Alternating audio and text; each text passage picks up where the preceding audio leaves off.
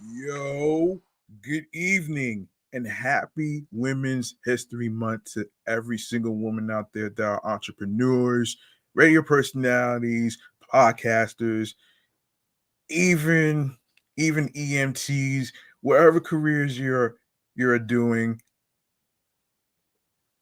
from the USA, international, Canada, Long Island, aka Strong Island, plus the five spots of Brooklyn, Bronx, Manhattan, Staten Island, and Queens.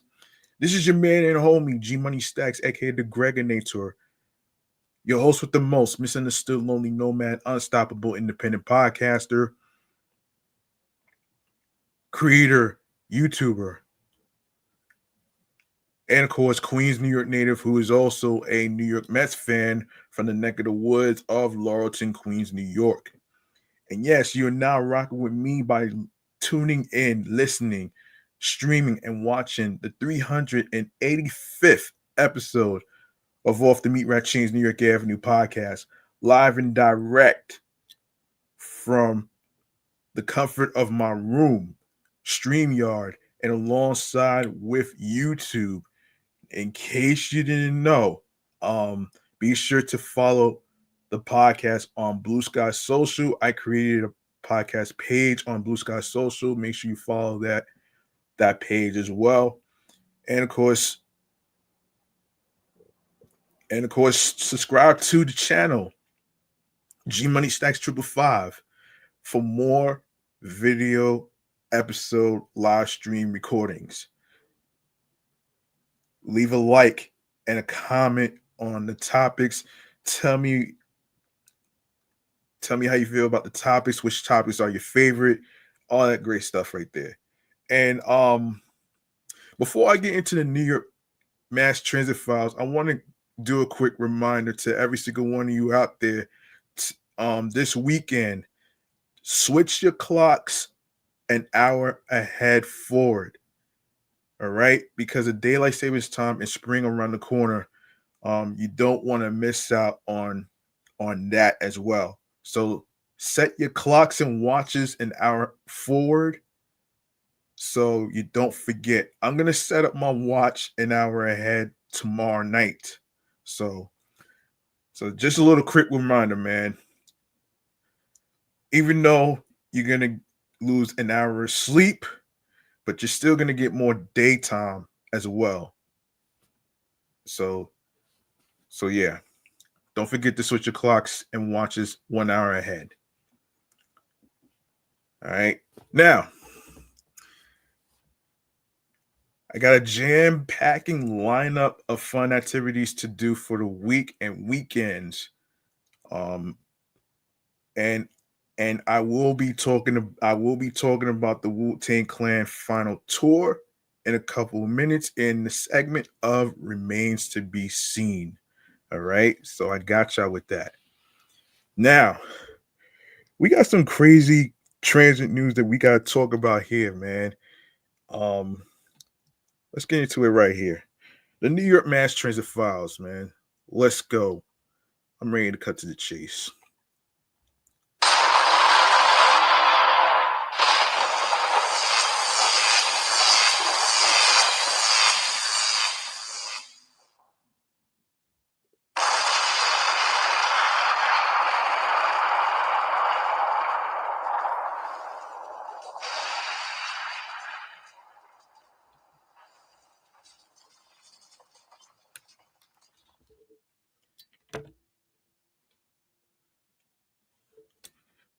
All right.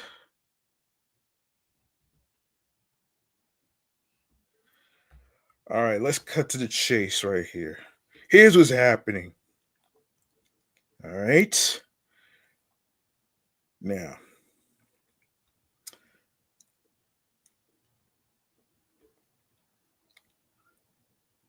so police are looking for the suspects behind a Manhattan subway slashing last month in which they attacked two teenage boys with a scalpel and stole their sneakers. What the hell, man? Like, what is wrong with people these days? You mean to tell me you don't got nothing else to do? But to steal people's sneakers? Come on. Wait, that's really, really ridiculous right there. This is crazy. It gets crazier and crazier. So yeah.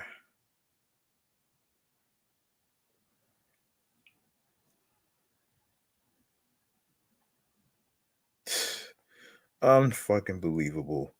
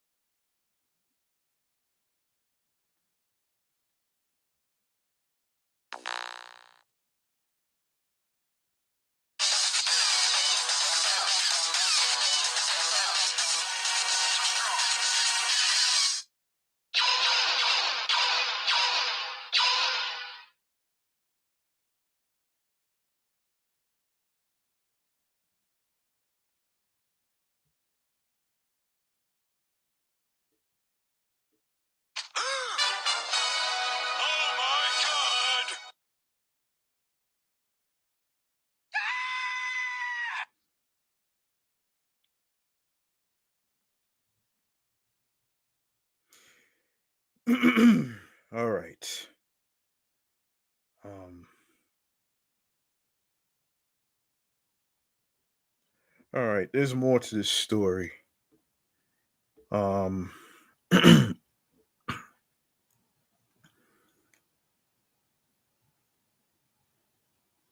yes. So the NYPD released on March 4th images of two perpetrators involved in the bloody attack at the Dykeman Street station on the one line in Inwood at about 3 p.m. on February 17th. Jeez, man. According to law enforcement sources, four attackers approached the two male victims, ages 15 and 16, as they stood on the southbound platform. Cops said the group then went on the attack, punching and kicking the victims about the body, or is it above the body? One of the suspects then displayed a scalpel and used the sharp surgical instrument to slash the 16-year-old boy across the head and the 15-year-old boy across the nose and lip. Jeez, man. Following the bloody assault, the brute forcibly removed the 16-year-old cell phone and Nike Jordan sneakers and managed to grab one of the 15-year-old's Nike Jordan sneakers off his foot. The crew then fled the scene on foot and were last seen heading northbound on Dykeman Street. Jeez. Um, the incident was reported to the 34th precinct and NYPD Transit District 3. EMS rushed both victims to New York Presbyterian Columbia University Irving Medical Center, where they were listed in stable condition, meaning that they are still alive. Police described one of the suspects as a male believed to be 16 years old, no, 16 years of age, with a medium complexion, slim build, and black nose hair. He was last seen wearing a dark green Canada Goose coat with a hood, gray sweatpants, and black sweater. Excuse me, black sneakers.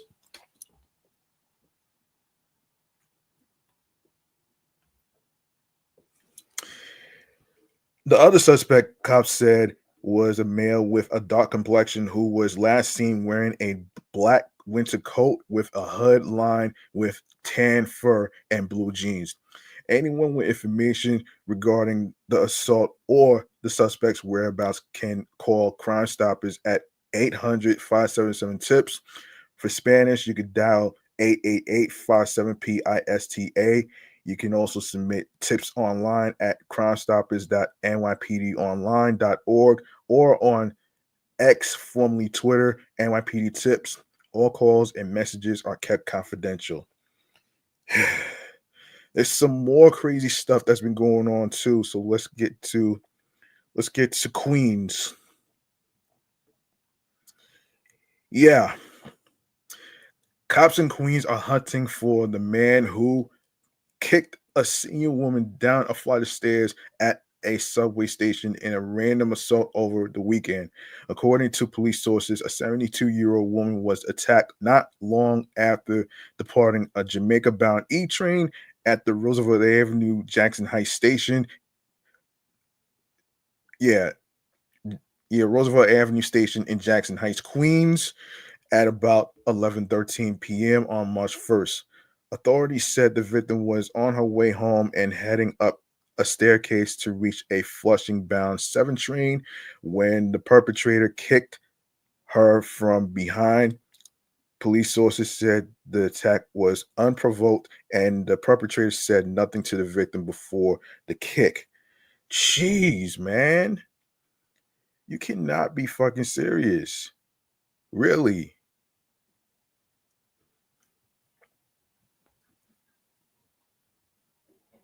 This is terrible, man. This is really terrible.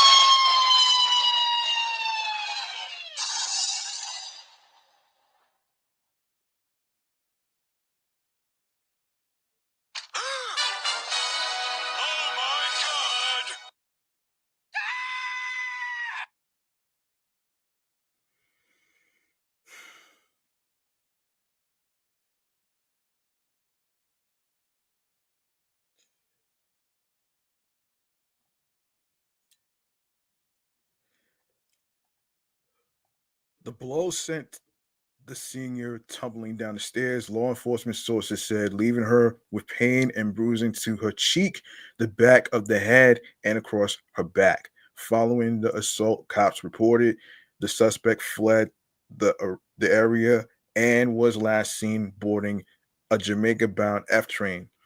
Of officers from the 110th precinct responded to the incident. EMS rushed the victim to nearby Elmhurst Hospital, where she was listed in stable condition. On Sunday, the NYPD released images of the attacker, who was last seen wearing blue jeans, a red shirt, a black coat. Cops are asking for anyone who recognizes him to come forward. Anyone with information regarding this attack can call Crime Stoppers at 800-577-TIPS, or for Spanish Latinos, dial 888 no, excuse me, 57 PISTA. You can also submit tips online at crimestoppers.nypdonline.org or on X, formerly Twitter, NYPD Tips. All calls and messages are kept confidential. Let's see. In other trends and news we got to talk about here is, let me see. Let me find it. Let me find it. Let me find it though.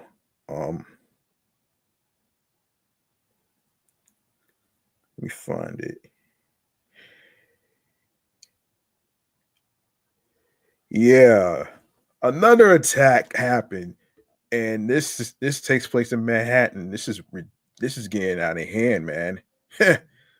Well, this took place like 3 months ago, actually. So, um, police in Manhattan are hunting for an unhinged woman who attacked a teenage girl as she waited for a train. Earlier this month, according to police sources. The disturbing incident unfolded at the Union Square subway station just before 7 a.m. on June 7th. Law enforcement sources reported that the victim, a 16-year-old girl, was on her way to school and waiting for a Brooklyn-bound N train when the unknown woman approached. The suspect then punched in the face with a closed fist without um, prov- um, provo- prov- provocation, cops said. The teen was left with pain and redness in her left eye. According to police, EMS treated her at the scene. Um, the suspect fled the location on foot. Police described the perpetrator as standing about 5 feet 5 inches tall and weighing about 140 pounds. Jeez, man. This is getting out of hand. This is getting out of hand, though, man. And you wonder why subway trains, and subway stations are not safe anymore, man, because of all this crazy bullshit. It's it's it's terrible, man. It's terrible.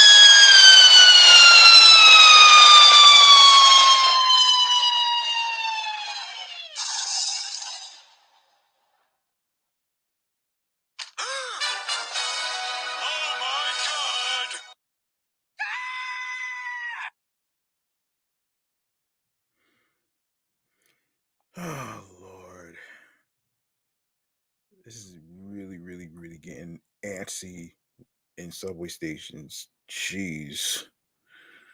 Lord, this is crazy. Um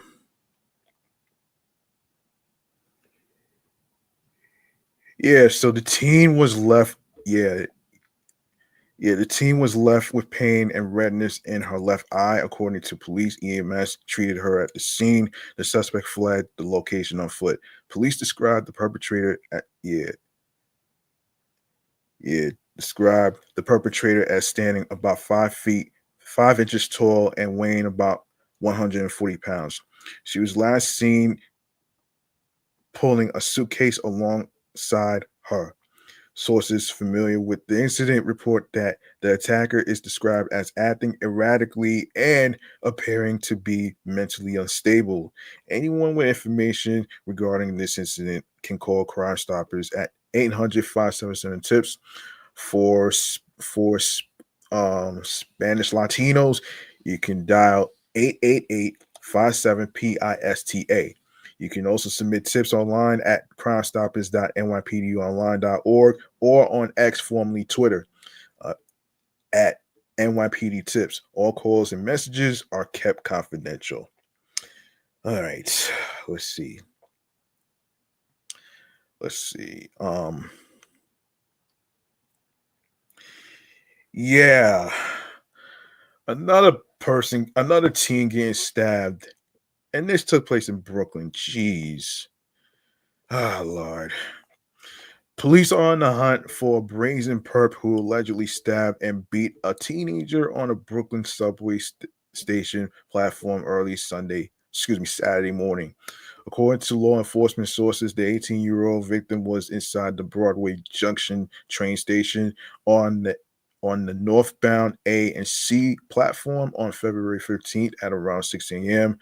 when the horrifying incident occurred. The victim was waiting for a train when the suspect approached him. The pair then began to argue, though police could not yet confirm what the verbal dispute was about. The situation escalated from words to weapons when the suspect whipped out a knife and stabbed the victim in the back, police said. Jeez. But it did not stop at the stabbing. The suspect continued his brutal assault on the teen by punching him in the left eye with a pair of brass knuckles, which caused bruising and swelling to the victim's face, according to authorities. Oh gosh. Oh my gosh. Oh Lord.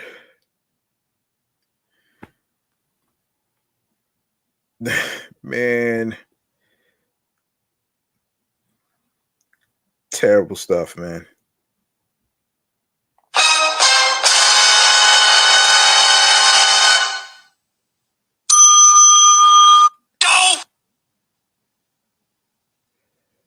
Oh Lord.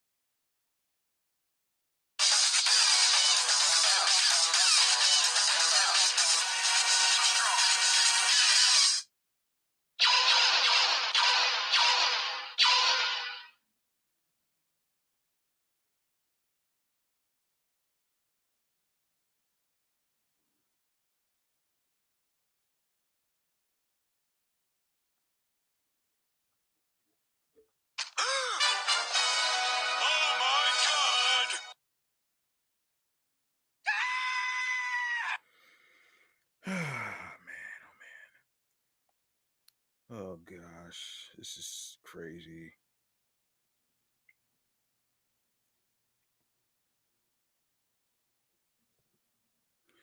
Yeah, let's see.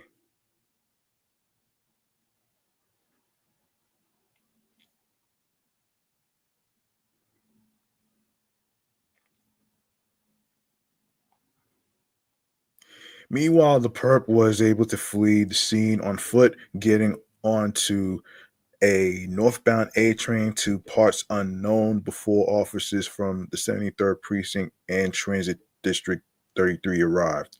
The victim went by private means to NYC Health Hospitals, Kings County, arriving in stable condition.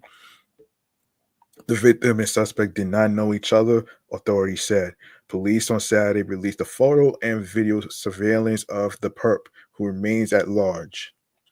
Jeez. Anyone with information regarding the incident is asked to call the NYPD's Crime Stoppers hotline at 1-800-577-TIPS,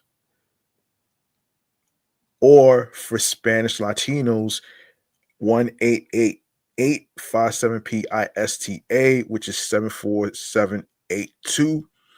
The public can also submit their tips by logging onto the Crime Stoppers website on X, formerly Twitter, at NYPD Tips. All calls are strictly confidential.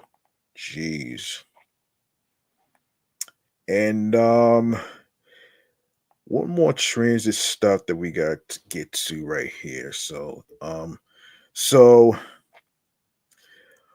So, following last week's launch of congestion pricing, the MTA said on Friday that it would purchase another 265 electric buses to upgrade its fleet. MTA chair and CEO General Lever said at the press conference in Jamaica, Queens on January 10th that this is the first project to become unlocked by congestion pricing after the controversial program was unpaused on November 18th. It also builds on the 60 zero emissions buses that came to the city last year and is in addition to the 205 the MCA said it is slated for late 2025. The latest batch of electric buses builds on the zero emissions progress we made at various depots last year, and together with what was done at a recent announcement, it's 265 zero emissions buses slated to come to various depots beginning later this year, Lever said.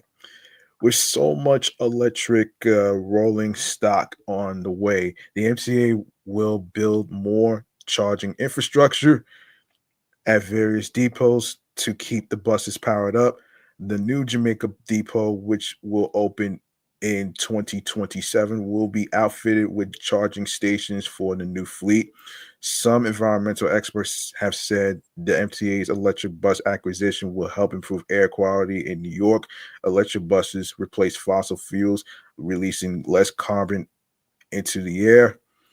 Electric vehicles typically have a smaller carbon footprint than gasoline cars, even when accounting for the electricity used for charging. Plus, they are far more efficient when it comes to energy use. The U.S. Environmental Protection Agency states on its website, um, zero emission. The MTA's goal is to make all buses zero emissions by 2040. Zero emissions buses mean a reduction in harmful pollutants and better public health outcomes, not to mention a more sustainable and more inclusive transit system, Lieber said. Frank Anacaro, Senior Vice President of NYC Transit Buses, underscored the importance of electric buses in keeping the air cleaner, especially in communities with bus depots. Prioritizing communities like Jamaica for these new emissions free buses will bring cleaner air to communities that need it.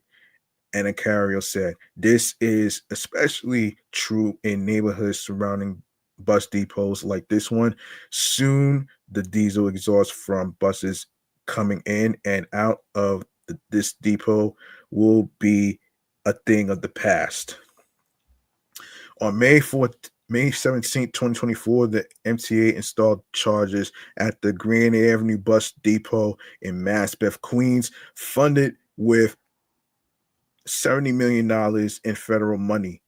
The agency's Michael J. Quill Depot in Midtown Manhattan is also outfitted with chargers. Hold on.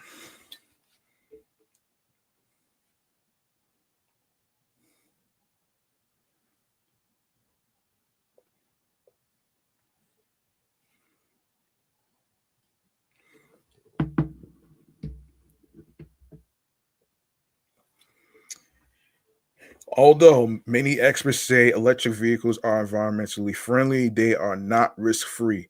In 2022, an electric transit bus in Hamden, Connecticut caught fire while it was parked inside a maintenance facility.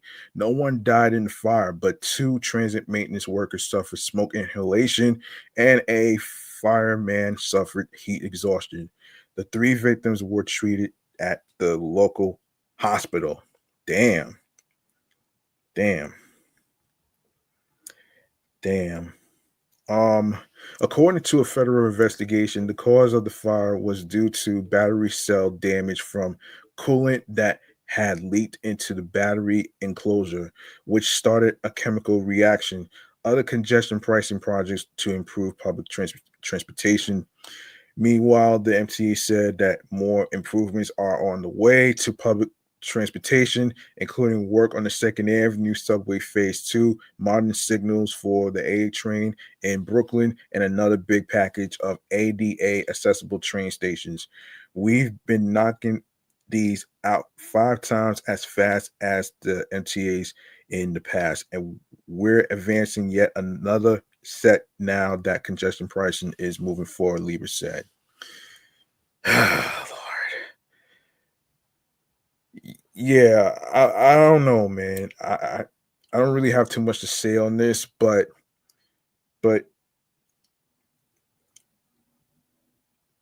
I will believe it until I see it. And and I'm not gonna really and I'm not gonna do all that extra shit by believing General Lever's words because everybody knows that General Lever doesn't care about people. He's just using the congestion pricing as a money grab. Everybody knows that shit too. And everybody knows that everyone knows that he's using congestion pricing as a ploy to actually, cover up the subway crimes that's been happening in each subway train station and on trains. Like seriously, how about put the money to to subway safety, especially especially with all the talk about putting security guards and more cops because you're gonna need them. You talk about how you care about people's safety, but clearly you really don't. That's really crazy, man. Um,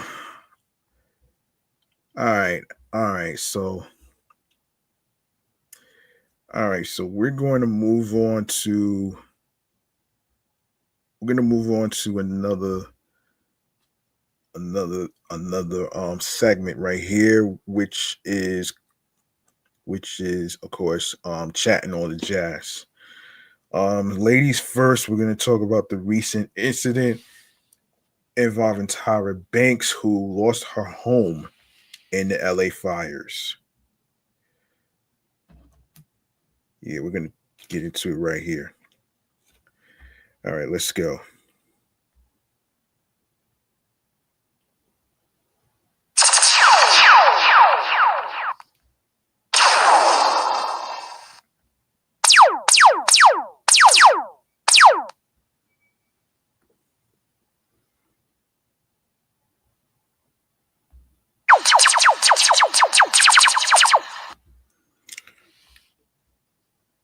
All right. Here's what's happening here. Tyra Banks has revealed that her home was destroyed in the LA fires.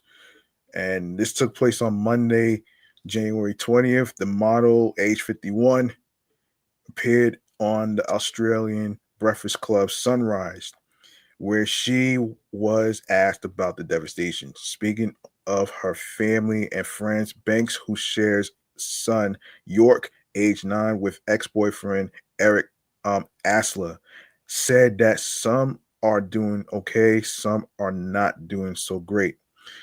I'm one of them, she said when asked if she knew anyone who had lost their home. I lost my house. I haven't really talked about it, but yeah, I have. Banks continued. I just didn't want to pull a lot of attention to me. I feel that there's a lot of people that need that attention. So I haven't really talked about it, but I can't sit here and not tell the truth. So yeah, we lost our house. Um the star went on to reveal that she and her boyfriend, um, Lewis, Louis Bellinger Martin, were at a friend's house in Australia when they found out that their home had been destroyed. This is according to the folks from People magazine. We were celebrating and just having fun. I kept checking my phone, not for my house, but just for friends and family. She said, I was just making sure they were evacuating and everything. She then added, then I asked my partner, I'm seeing something here. What do you think? And he said, she nods. After discussing that their home was gone, she says she pulled she pulled it together.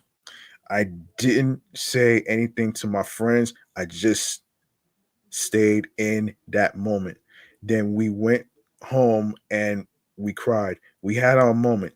She added, "The America's Next the America's Next Top Model icon said that while the property was destroyed, a lot of their mem- mementos were with them in Australia or New York due to them being in between two places. So I didn't lose those, thank goodness," she continued. Many celebrities have lost their homes due to LA wildfires, which I talked about in episode 377, which began on Tuesday, January 7th. Damn. Damn, son. Wow.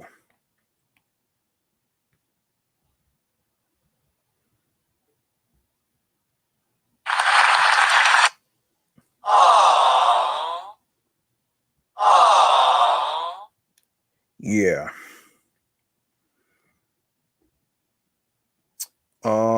Let's see. What else? Of course, obviously, some of the stars include Anna Faris, Ricky Lake, Carrie Alwes, Cameron Matheson, Spencer Pratt, Heidi Montag, Leighton Meester, and Adam Brody, Julia Louis Dreyfus, and Joshua Jackson. Thousands are still under evacuation orders, while the death toll from the fires has risen to 27, according to an update from the Los Angeles County Medical Examiner on January 16th. Yeah. All right. All right. All right. We gotta talk about some store closures that's happening. We gotta talk about some store closures that's happening here. Um, I want to start off with Advanced Auto Parts. Advanced Auto Parts is coming, excuse me, it's continuing.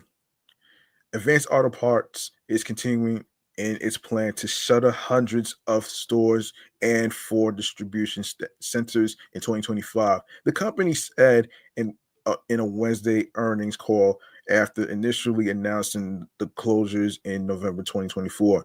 In releasing its fourth quarter report Wednesday, the company reiterated its plans to close approximately 500 corporate stores, 200 independent locations, and four distribution centers by mid 2025 as part of a restructuring plan initially laid out in 2024. During 2024,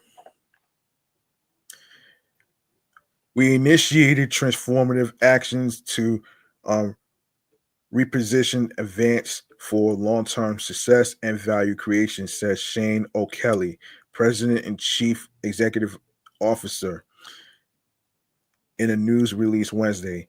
The company said it hopes to improve business performance by focusing on core retail improvements with hopes of achieving consistent profitable growth. The plan includes the consideration. Hang on a second. Yeah, the plan includes the the consolidation of distribution centers to operate 12 large facilities by the end of 2026, the opening of 60 market hub locations by mid 2027, and speeding up the pace of new store openings according to the news release. Advanced Auto Parts stock had plummeted by roughly 18% Wednesday afternoon as investors reacted to the company's 2025 sales guidance. The Motley Fool reported, damn. Which Advanced Auto Parts locations are closing, you ask? While the exact number of stores that have already shuttered is unclear, customers can check Advanced Auto Store Locator on its website for specific information on their local stores. The company did note in its fourth quarter earnings release it had closed 40 Advanced Auto Parts and CarQuest locations in the 52-week period ending December 28th, compared 42 stores that opened during that time frame. Sheesh.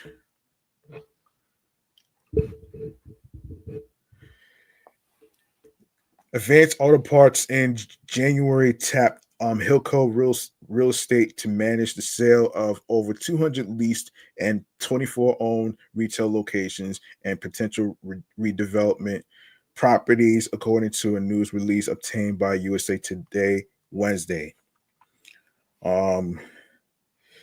This round of closures focuses on stores that were duplicative, redundant, or surplus to other Advanced Auto Parts locations, said Steve Madura, Senior Vice President of Hilco, in an emailed statement to USA Today. Madura said this plan included exiting some West Coast markets entirely. Hilco has listed the 24 locations owned by Advanced Auto Parts across 14 states, noting that the properties are for sale individually or in any combination and includes stores at the following locations.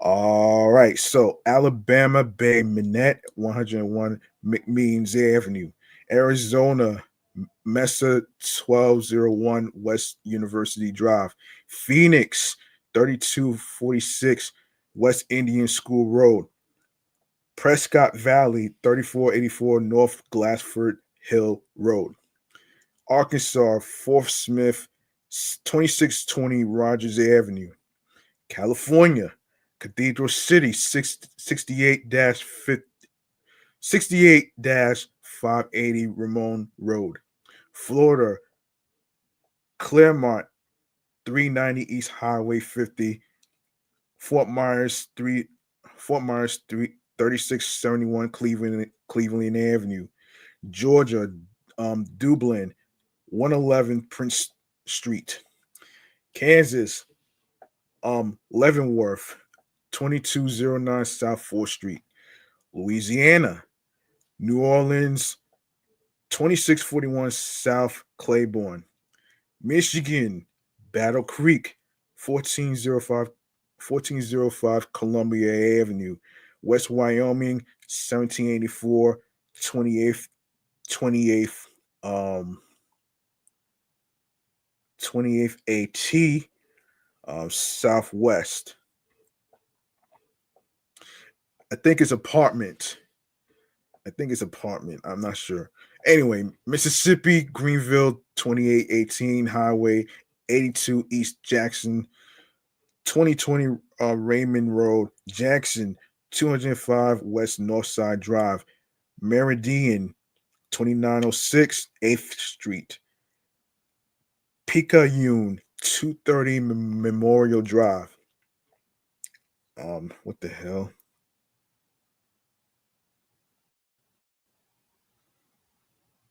I can't see this. Hang on, I can't see this. Hold on. I can't see this.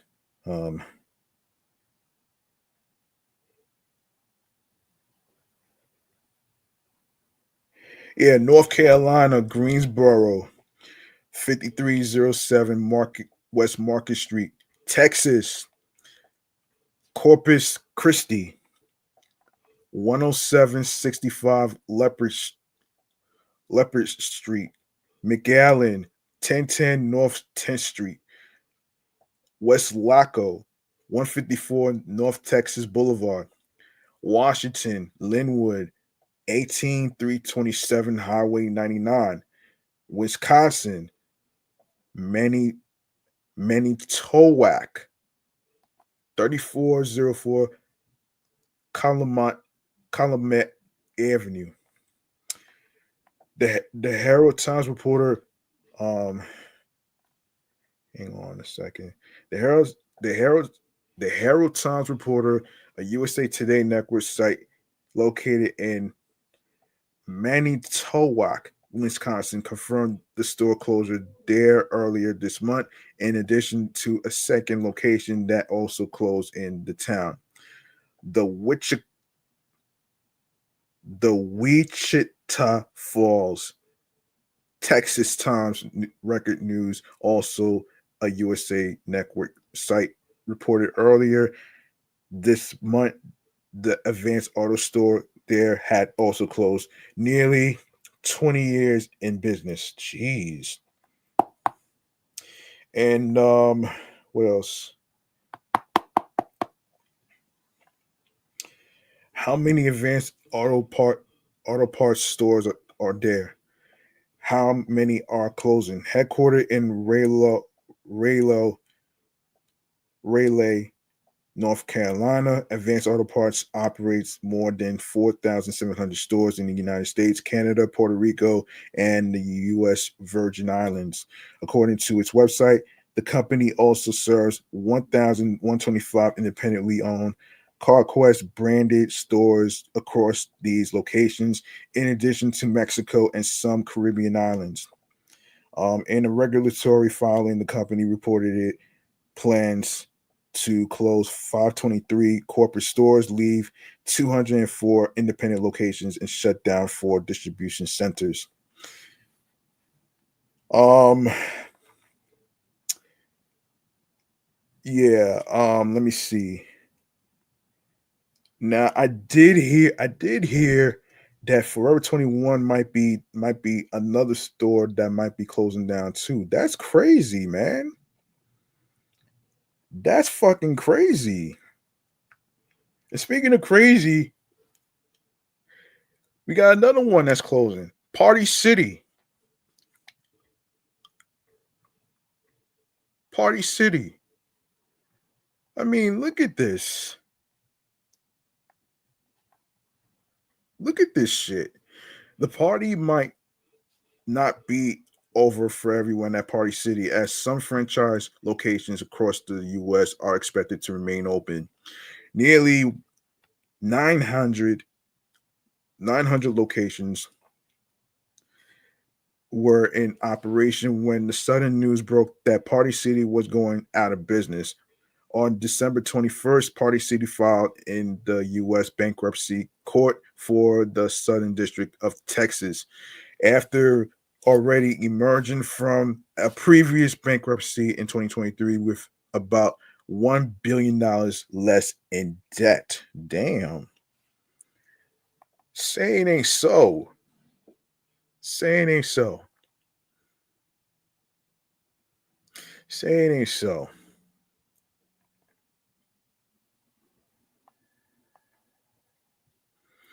This is crazy, man. I do feel bad for some of the workers that are about to get laid off and they're affected by this.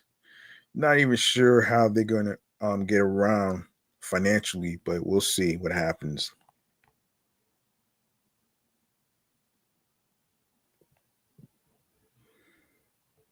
Hmm.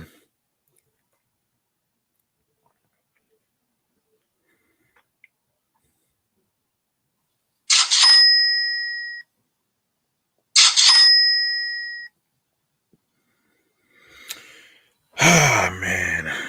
Um okay. So but 9 franchises. Hang on a second. Yeah, but 9 franchises that collect collectively own 29 Party City stores, plan to remain open despite the closure of hundreds of stores. Anisa Patel, who co-owns two Party City stores with her mother and father in the Austin area, told USA Today all franchises are working together to stay afloat. Hmm. We're all in this together. We're in contact with them, Patel said. We've all kind of been thrown in this together. We're having to rebuild on our own, so we're banding together.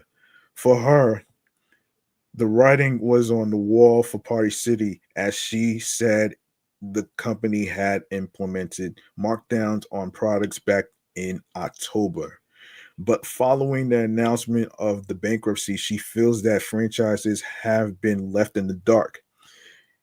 They have not communicated with us at all. There's not been a letter, Patel said. This is our livelihood. Yeah,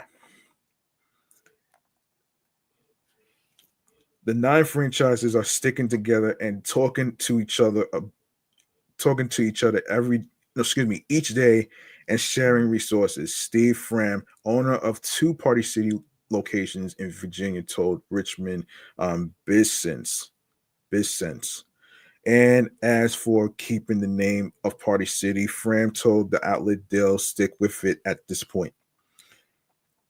Um, Party City did not immediately return request for comment Thursday. Where are Party City stores remaining open? Patel provided a list of franchise owned stores that plan to remain open across the United States.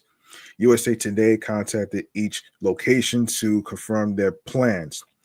All right, so we have Party City, um, store number 175 220 um 2542 Highway 59 North, Humble, Texas. So basically, okay, so there's the one in um 19 189 Interstate 45 South, um Shenandoah, Texas. There's Guaynabo, Mayaguez, Bayamon. Um, there's one in what is it? So Plaza del Parque Shopping Center, 22 Gonzalez Geisty, um, Plaza Central Mall. There's 9030 West Broad Street, Richmond, Virginia, 12741 Stone Village Way, Mid Lothian, Virginia, and of course 13419 San Pedro Avenue, San Antonio, Texas. Jeez. This I know there's more locations than this actually, so let's take a look here. And of course, obviously, Um, more Texas locations. 5127 Northwest Loop 410, 10628 um Q Culebra Road, 2920 Southwest Military Drive, 3460 Poplar Avenue, Memphis, Tennessee, 1250 North Germantown Parkway, 11218 North Rodney Parham Road, Little Rock, Arkansas. Um, 4822 North Hills Boulevard, North Little Rock, 50 West Joyce Boulevard, Fayetteville, Arkansas. Or is it? Is it? Yeah, yeah, I was right. Arkansas. Yeah, Arkansas. Yeah. 50 West Joyce Boulevard, 5601 Brody Lane, 11150 Research Boulevard. What kind of name is that? So, and of course, what is it? What is it? I think it's 14519 Ocean Gate Avenue, Hawthorne. What is it? Is that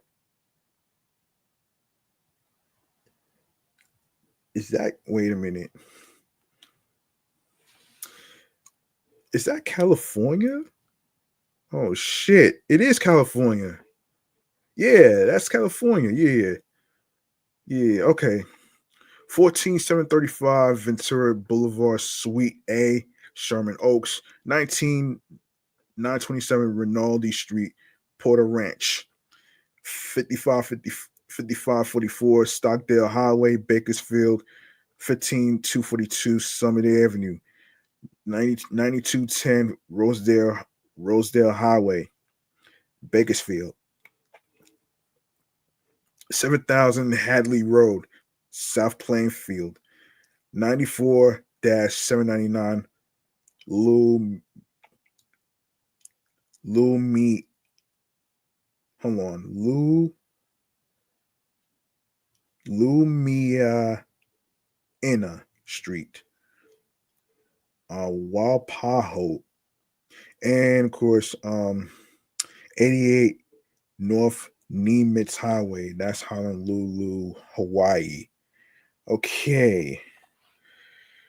And I believe there's more closures as well. So let's go to the obvious ones actually. But first, I did hear about Forever 21's I did hear Forever 21's locations is about to close down too. That's crazy. Hold on. Forever 21 store closures. Okay, let's take a look here. Let's take a look here.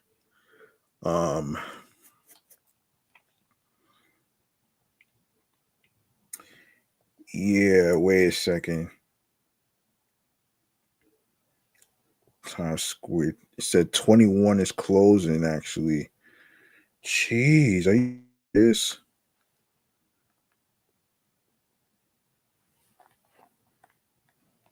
Closures 2025. I did hear about this actually.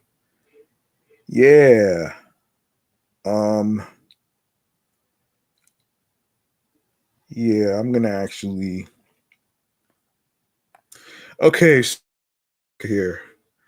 Forever 21 store closures. This is crazy. All right, so according to Pix 11, the once popular mall staple Forever 21 is closing dozens of store locations throughout New York and New Jersey. The company filed for bankruptcy in 2019 and has been looking for a buyer. If the fashion retailer cannot find a buyer, it will reportedly liquidate its remaining 350 stores.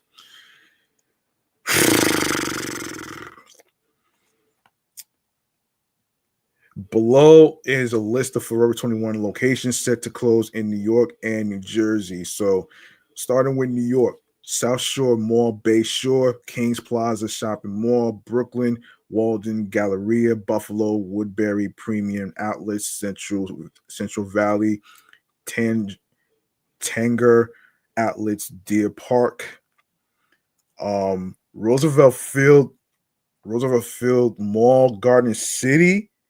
What? Damn. Damn, man. That's a fucking shame, man. That's a fucking shame right there. Wow. Wow. Wow. This is very awful. This is fucking awful. This is fucking awful right there, man.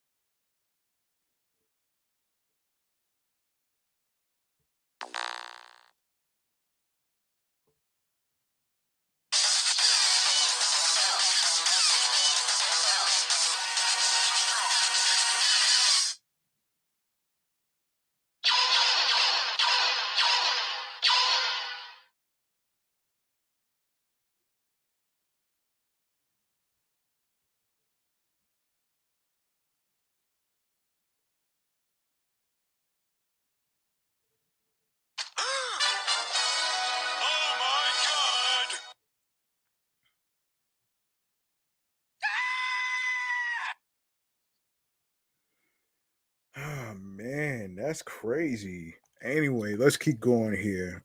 So shops at Atlas Park, Glendale, Smith Haven Mall, Lake Grove. Damn, that's fucking crazy, man. To hear. That's fucking crazy to hear, actually. Um, okay. Yeah. Galleria at Crystal Run, Middletown, Times Square, Manhattan, 7th Avenue, Penn Station, Fashion Outlets of Niagara Falls, Poughkeepsie, Galleria, Tanger Outlet, Riverhead, Staten Island Mall, Green Acres, Valley Stream, Eastview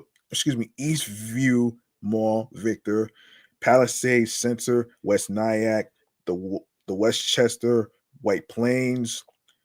Let's see, Cross County Centers in Yonkers and Jefferson Valley Mall, Yorktown Heights. Damn. Now to New Jersey. Tanger Outlets, Atlantic City, Bridgewater Commons, Cherry Hill Mall, Deptford Mall, Menlo Park Mall, Edison, the Mills at Jersey Gardens, Elizabeth, Freehold Raceway Mall, Freehold, Newport Center, Jersey City, Hamilton Mall, Mays Landing, Garden, Westfield Garden State Plaza, Paramus, Rockaway Town Square, Rockaway Ocean County Mall, Toms River, Willowbrook Mall, Wayne, Quaker Bridge Mall, West Windsor, Woodbridge Center. Damn. All right. Now I did hear another place that's closing too, which is going to be the next thing to talk about, which is Denny's.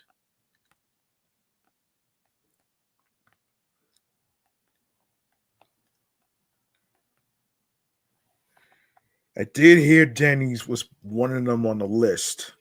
So we're gonna get into it right here, and then we go to Macy's and stuff. Oh man. All right. So let's get into this right here.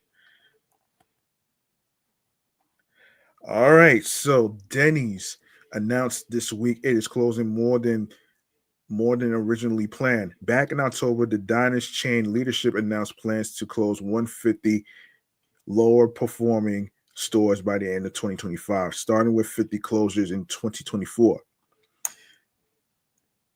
However, in a Wednesday investors call, Chief Financial Officer Robert Verostek said 70 to 90 will shutter in 2025. This paired with the 88 he told investors already went dark in 2024 equates to as many as 38 additional store closures from the original October announcement. Some of these closures are related to expiring leases or aging buildings, leadership said. In a statement issued last year, Denny's executive vice president and chief global development officer Stephen Dunn said said the locations the company plans to shutter are often too old to be remodeled or are not turning a profit.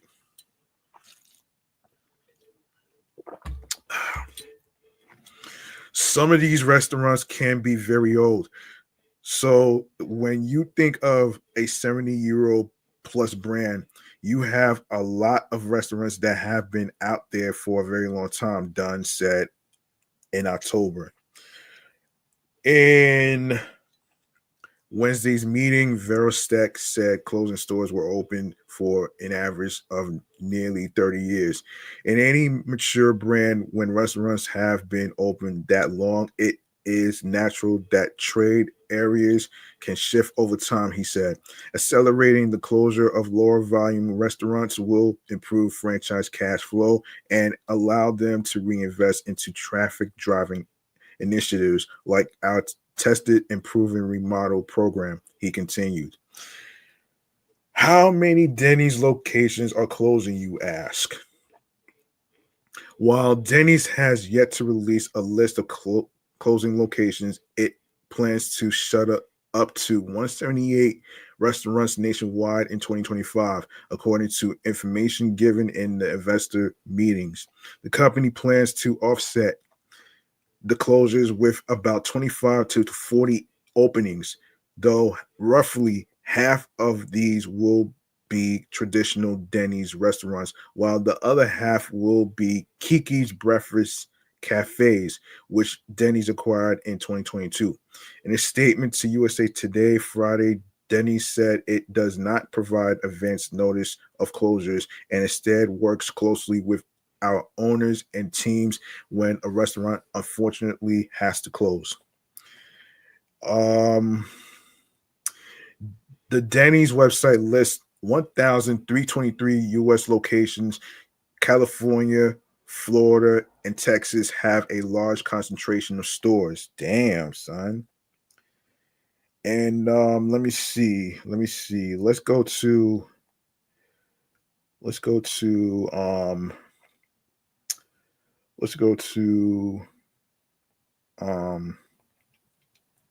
let me see. All right, let's go to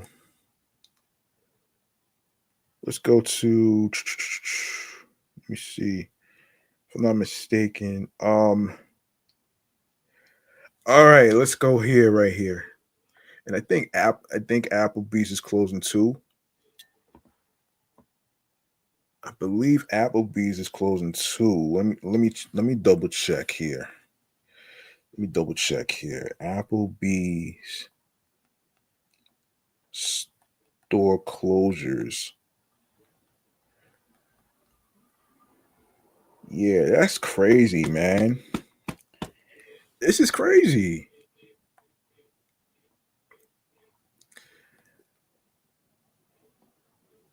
All right. Wow. So let's see.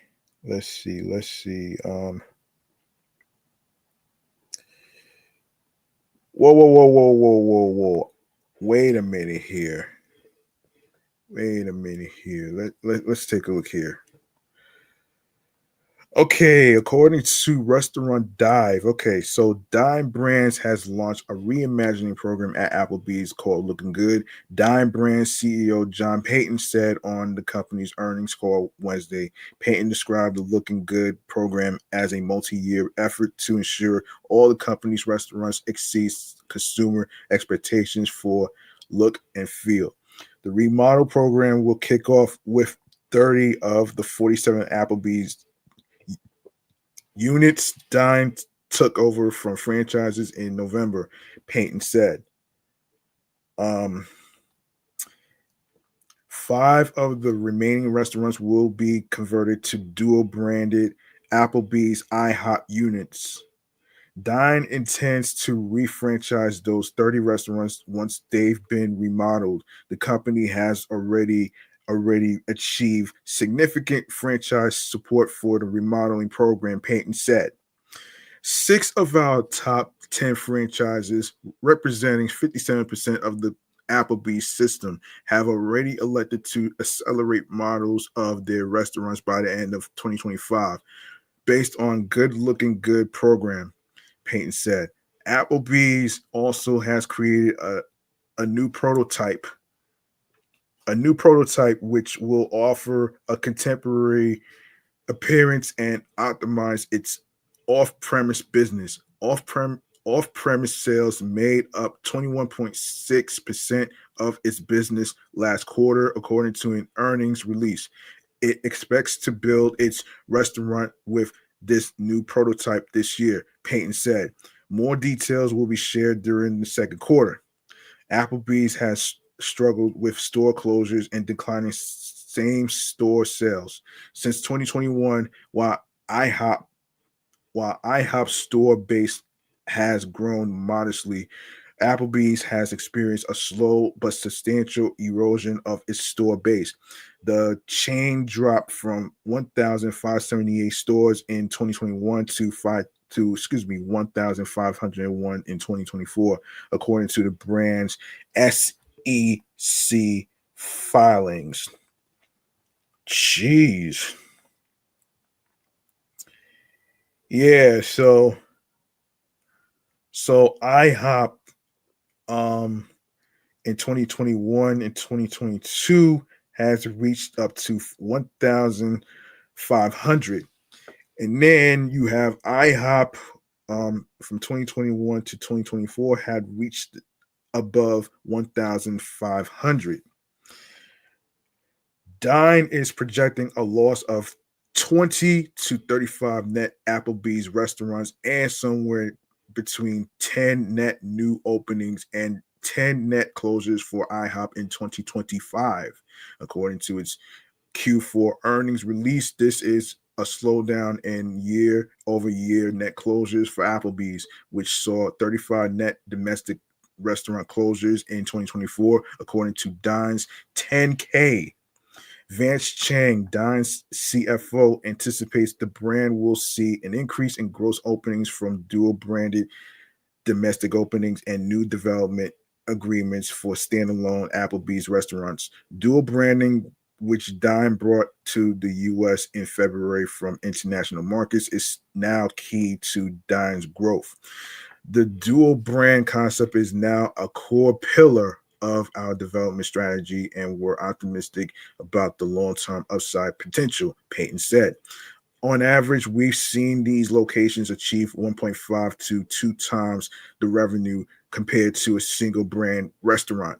An IHOP in Seguin, Texas, that was renovated into a dual branded restaurant saw thrice the sales in its first week as it typically generated as a standalone IHOP, Payton said.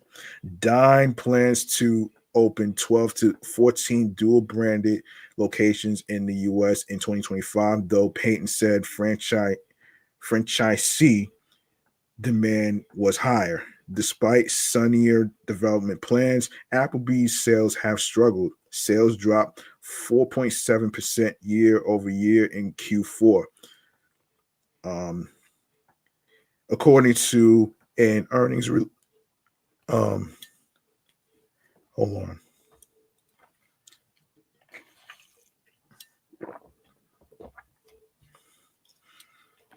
Hold on one second. Hold on.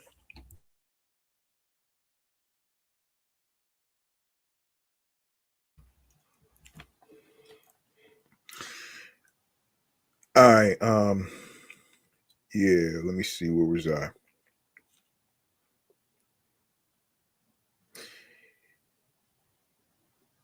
Yeah, yeah. So despite sunnier development plans, Applebee's sales have struggled. Sales dropped 4.7% year over year in Q4, according to an earnings release, marking its seventh consecutive quarter with over year same store sales declines. While IHOP outperformed Applebee's in these quarters, its comparable sales fell as well. Oh my gosh. Other brands have looked to remodels in recent years to boost sales. Burger King's renovation program is the most prominent example, with renovated stores seeing a mid-teen sales lift.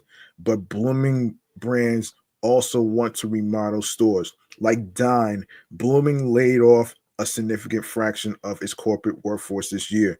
Blooming Blooming is planning to slow down its new unit opening significantly to free up $40 million to finance remodels at Outback Steakhouse. Jeez Louise, man. Jeez. This shit is crazy. This shit is so fucking crazy right now, man. It's not even funny.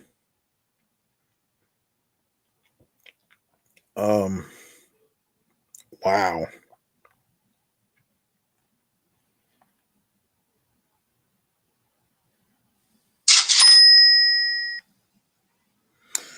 Um, let's see.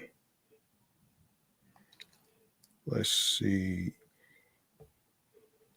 Dine didn't share significant details about what the Applebee's remodel program entails, but Dine has other ways to stem the loss of consumers.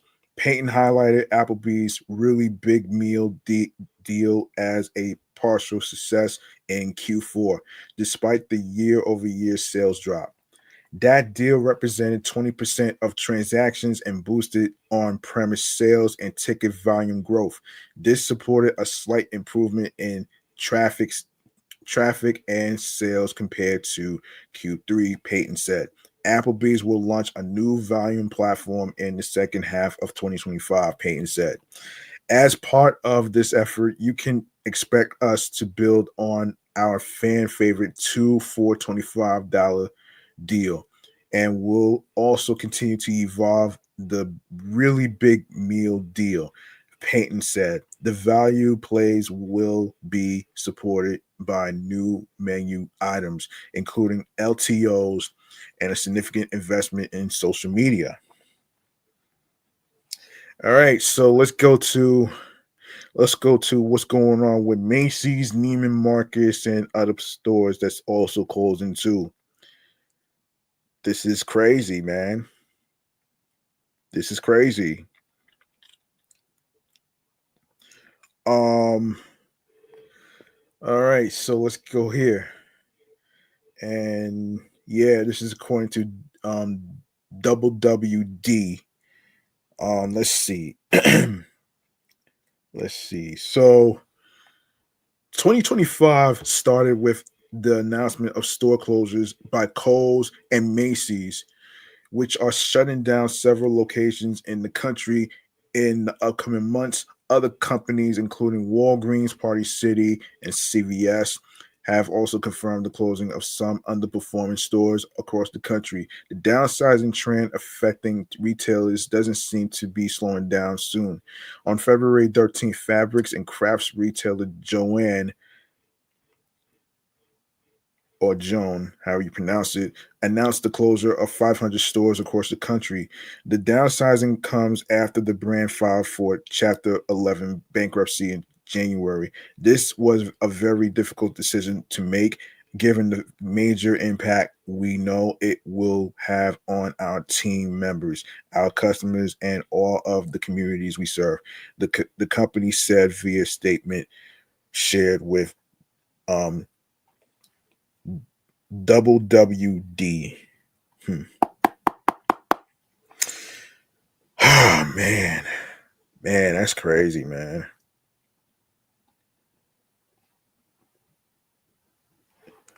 Um, damn, this is crazy. Wait for it.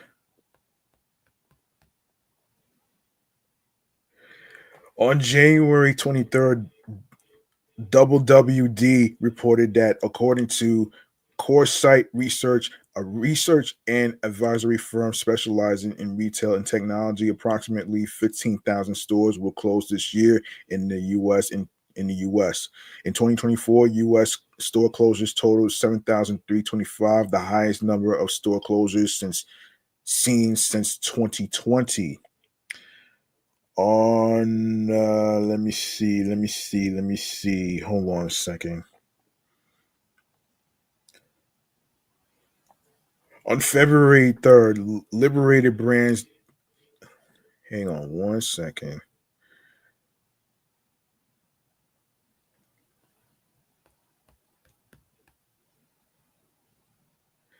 Liberated Brands, the company behind Volcom, Billabong, Quicksilver, Spider, RVCA, Roxy, and wait, hold on. Honolulu filed for Chapter 11 bankruptcy in Delaware, announcing the closure of all the stores in the U.S. Liberated Chief Executive Officer Ty Hymo blamed fast fashion powerhouses, ongoing inflationary pressures, and high interest rates for the company's financial struggles. These fast fashion companies can cater to micro trends as opposed to the traditional seasonal trend forecasting retail model. Liberated and other companies reliant on the traditional retail model have generally suffered from decreased profit margins after losing part of their overall market share and pricing power to fast fashion. Heimel said in a statement filed with the Chapter 11 petition. According to Heimel, Liberated made the difficult decision to close its corporate offices and lay off approximately 350 corporate employees and approximately 1,040 retail staff in December. Here, see the store chains closing multiple locations nationwide in 2025. Starting with Neiman Marcus. Saks Global will close the historic Neiman Marcus flagship in downtown Dallas in March. WD reported. After more than a decade of negotiations, we received a notice from a landlord to terminate our occupancy, forcing us to close the Neiman Marcus downtown Dallas location effective March 31st, 2025. Saks indicated in a statement Monday. This location has been a beloved institution in the community for more than a century, and we are disappointed to be losing a piece of Neiman Marcus history. For our impacted team members, transfer opportunities to nearby Neiman Marcus locations will be offered where possible, and those who are eligible will be offered appropriate separation packages. The downtown Dallas store has operated for more than a century and once served as the headquarters for the luxury retailer. Joanne announced in February the closure of 500 stores. The list of locations closing this year can be found at joannerestructuring.com. Joanne is committed to providing our customers the Swiss quilters, crocheters, crafters, and other creative enthusiasts we have served for more than 80 years. With great service and assortment and to supporting our thousands of team members across the nation throughout this process, the company said via statement. Oh boy. Oh my gosh. So obviously Macy's Incorporated will close 66 stores this year as part of its bold new chapter strategy, which was announced in February 2024 and calls for closing approximately 150 locations, 150 underproductive stores while investing in its 350 Go For It Macy's locations all through fiscal 2026. Department store closings are the locations downtown Brooklyn, New York, Boynton Beach, Florida, Philadelphia City Center, and Sunrise Mall in Massapequa, New York. I hear that that the Macy's and the Queen Center Mall in Elmhurst, Queens is going to be one of those store locations that's going to be closing as well. All right, so Liberated Brands, all Valcom, Billabong, Quicksilver, Spider, RVCA, Roxy, and Honolulu stores are closing in 2025 after Liberated Brands filed for Chapter 11 bankruptcy. In February, Liberated had a quick and short-lived rise following the COVID-19 slamdemic in 2020. The company increased its revenue from $350 million in 2021 to $422 million in 2022, going from 67 stores to 140. In 2023, Liberated acquired licenses and retail assets for Quicksilver, Billabong, Roxy, RVCA, Honolulu, Authentic Brands Group. Jeez, man, that's crazy. This is crazy, man. I feel bad for the workers that's getting laid off too. Wow. It's not just it's not just myself who got laid off in Big Lots, by the way. It's not just myself. So I'm not the only one.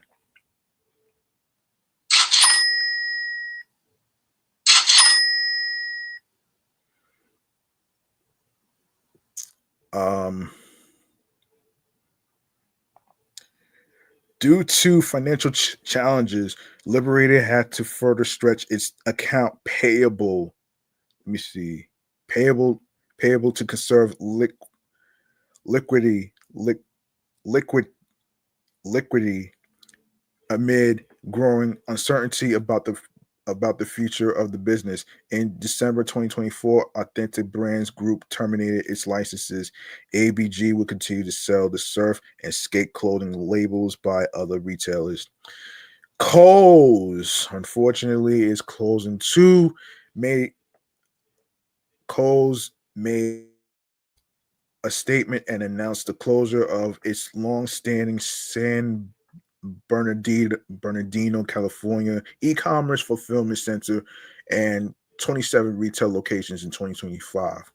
The downsizing includes the closure of the stores in California, New Jersey, Pennsylvania, Texas, and other states. We always take these decisions very seriously, said Tom Kingsbury, Kohl's CEO, via statement in January. As we continue to build on our long-term growth strategy, it is important that we also take difficult but necessary actions to support the health and future of our business for our customers and our teams. Walgreens announced in October that will close 1,200 underperforming stores across the US over the next 3 years, with 500 to be closed in the company's fiscal year 2025, which ends in August 2025. Damn. Our financial results in the fiscal fourth quarter and full year 2024 reflected our disciplined execution on cost management, working capital initiatives, and capex reduction. In fiscal 2025, we are focusing on stabilizing the retail pharmacy by optimizing our footprint, controlling operating costs, improving cash flow, and continuing to address reimbursement models to support dispensing margins and preserve patient access for the future, said Tim Wentworth, CEO of Walgreens Boots Alliance, via statement. Fiscal 2025 will be an important rebasing year as we advance our strategy to drive value creation. This turnaround will take time, but we are confident it will yield significant financial and consumer benefits over the long term. CVS announced its plan to close 900 stores over 3 years in 2021, with 300 locations shuttered in 2024. For 2025, the company hasn't disclosed specific store locations for closure, but will target stores with redundant coverage or low traffic. This downsizing follows a strategic transformation at CVS as the company plans to expand its healthcare services. Party City.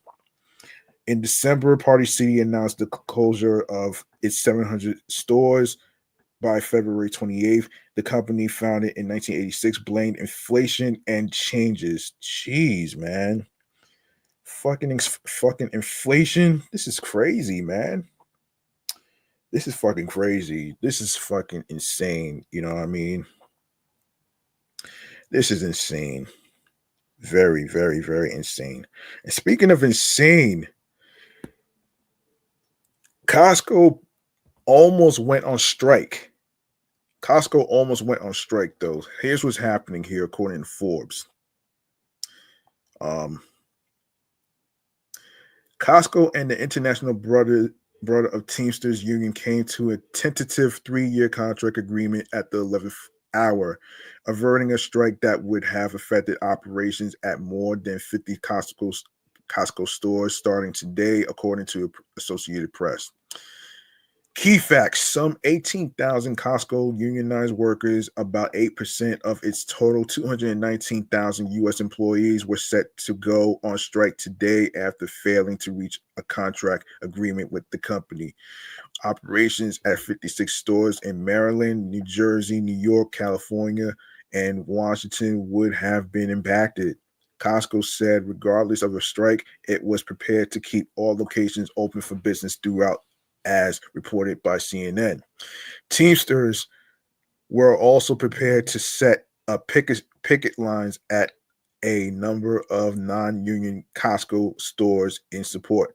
The contract remains to be ratified by Costco union members before it goes into effect. And of course, background on January 20th, Costco Teamster members voted to strike when the current contract expired at 11:59 p.m. on January 31st. After weeks of negotiations, Costco and the Teamsters couldn't come to an agreement with the union asking for improved seniority pay, paid family leave, bereavement policies, sick time, and safeguards against surveillance. Apparently, those issues have been resolved to both parties' satisfaction. Um, Tangent: just days before the scheduled strike, Costco announced that all hourly non-union employees will get a pay raise and improved benefits. Those at the top of Costco's pay scale would receive a $1 per raise to $30.20 per hour, and a $1 per hour raise each of the following 2 years. Those at the lower end of the pay scale would see a 50 cent per hour raise, taking starting pay to $20 per hour, well above the roughly $16 per hour median pay for retail workers. What we don't know, as opposing to no specifics about the terms of the new contract, have been announced by either Costco or the teammates. No, excuse me, the Teamsters. However, labor relations attorney Jane Jacobs, partner at Tarter, Krinsky and Drogan law firm, shared with me that the most likely sticking point in contract negotiations was the provision and seniority pay. The announced scale pay raises for non-union employees suggest the company made concessions there. She also said it is typical for a company with union and non-union employees to give equal pay and benefits to all workers. Surprising facts: pro union sentiment is growing strongly across the country. Gallup found 70% of adult Americans polled in August last year had a positive opinion of unions, up from 48% in August 2019, since Sean O'Brien became president of the Teamsters in March 2022. The union, the union's membership has grown by 70,000 new members, up from the 57,000 new members added over the entire previous decade. Um, yeah. So that's wow. So let's see. That's crazy, man. That's crazy. Um, Let me see. I feel for those workers, man. You know what I mean? Not just the strike thing, but all the other stuff. All the other stuff though, man. You know what I'm saying? All right, let's go to Will Smith. Let's go to Will Smith. Um, that's good. All right, so what the hell's going on here? All right, according to Hip Hop DX, Will Smith is reportedly still not a fan of Chris Rock following the infamous slap at the 2022 Academy Awards ceremony, which stemmed from a joke Rock made about Jada Pinkett Smith. According to In Touch Weekly's source, will never forgive Chris for ruining his life, even though he managed to pick up the pieces in the last year or so. They added he still hates the guy and his smug attitude. Chris isn't the victim here, not in Will's opinion. A lot of people would agree with Will and think what's happening to Chris is karma for refusing to speak to Will or accept his apology. The insider notes that Chris is still feeling a way too. However, from Chris' end, he's still haunted by what happened on that Oscars stage. He suffers from PTSD. Get the fuck out of here. Will never he's never recovered from that slap. Um As for a potential reunion, the source stated others feel the best thing would be for these two egomaniacs to come together and hug it out, but they are too proud. Back in June, um, Stephen A. Smith shared his thoughts on the incident via his YouTube channel amid news of Bad Boys Ride or Die attaining blockbuster status at the box office. While he has supported Will Smith since the ordeal, the TV personality wants to see Will sit down and talk to the Black community about the moment, as he feels Rock will never get over that ever and is damaged because of it. End quote. We know you would have smacked Ricky Gervais, Bill Maher, Bill Burr, or a host of others, Smith said. We know you wouldn't have done that. No apology is necessary. I'm just saying a lot of folks ain't get over that. A lot of folks find it hard to just go to the movies to watch you. I'm one of those people. Upon the internet discussing his comments, Stephen doubled down on what he said in a post shared on X. Yep, I said it. He wrote, but I have some additional thoughts thinking about all that Will and Martin Lawrence have done for us all, especially take after talking to my man Charlie Mack.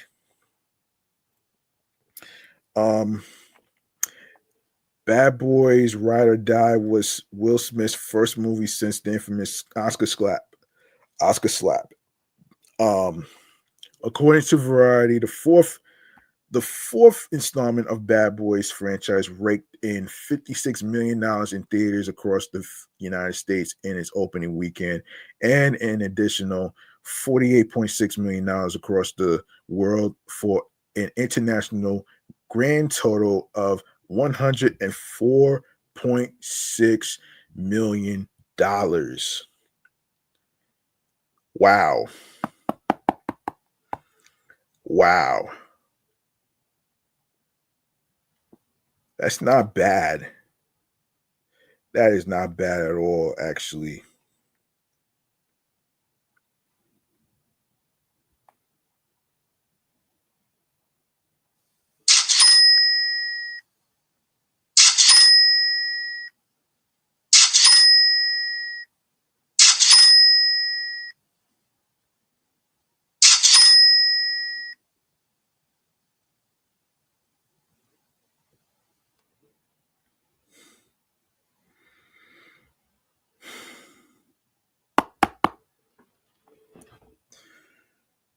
All right.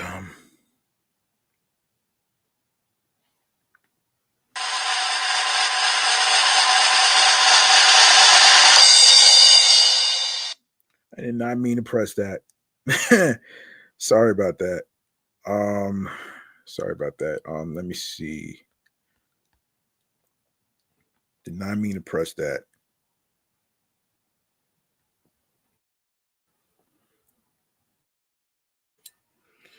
Okay, let's go to what's next we have on the agenda.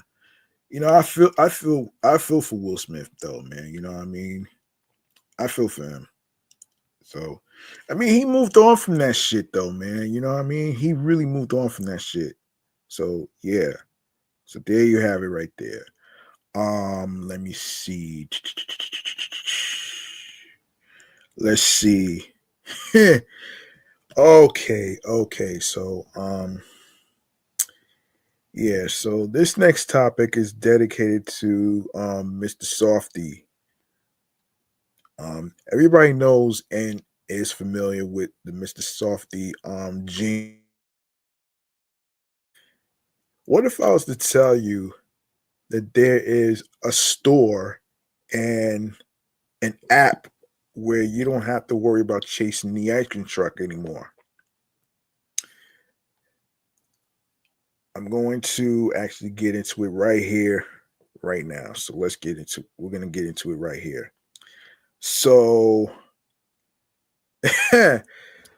yeah, and that's just for the summertime. That's just like for the summertime, but the store itself is going to be all year round. So we're gonna get into it right here. So let's get to um hold on a second here.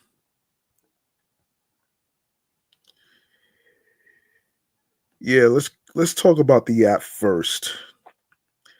Let's talk about the app first. Obviously, the name of the episode is "We All Scream for Ice Cream for Summertime." So actually, it kind of makes sense though. You know what I'm saying? That actually makes sense. Yeah, so the emergence of Mr. Softy's ice cream trucks is New York City's sign that spring has sprung and warm days are ahead. Luckily for ice cream lovers, you don't have to wait until the truck's jingle is earshot to seek out the beloved ice cream truck.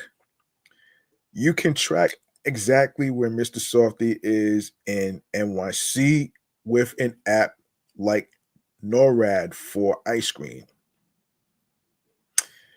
The Mr. Softy app is available on both the App Store and Google Play. So anyone can find the trucks in their area and see the trucks menu before heading over. Users who download the app have the option to make an account, though it's not required.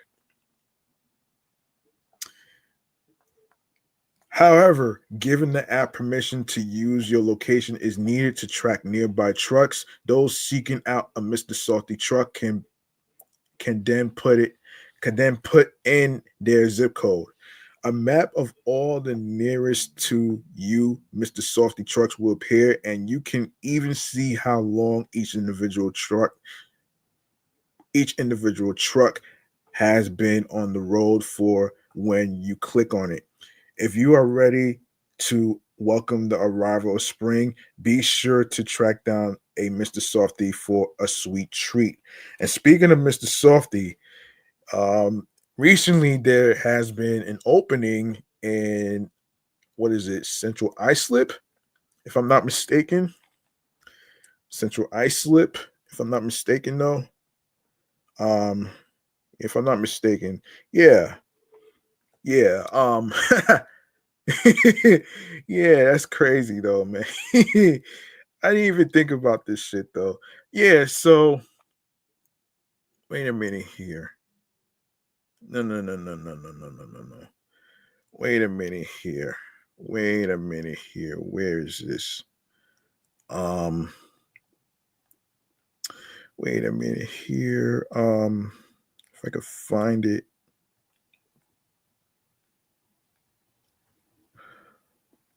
Oh, wait. All right. All right, so Mr. Softy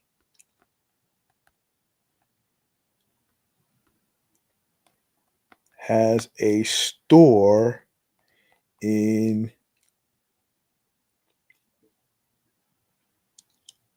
Islip, Long Island.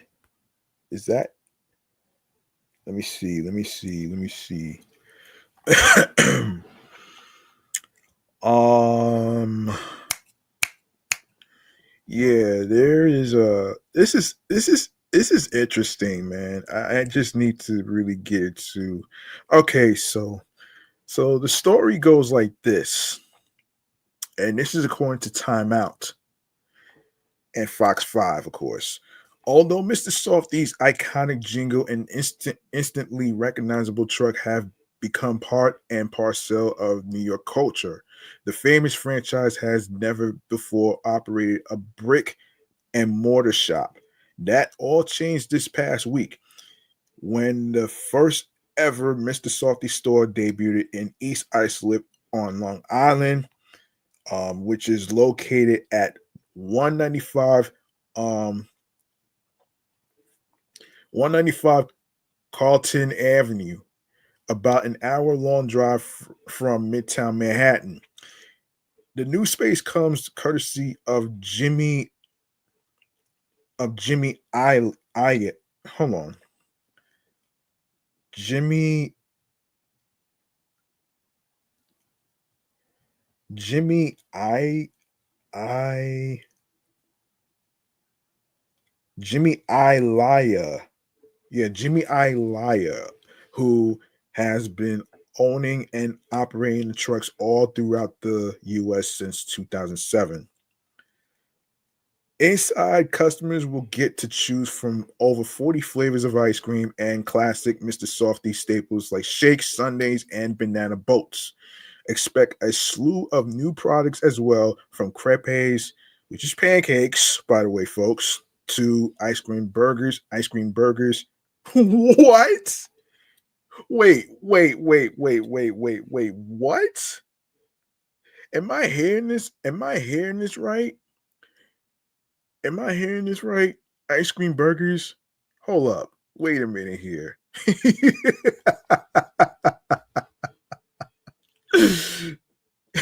Ice cream burgers?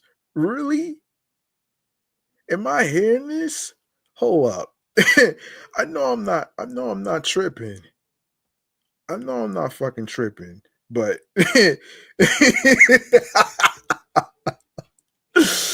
oh man. Hold up. Hold up.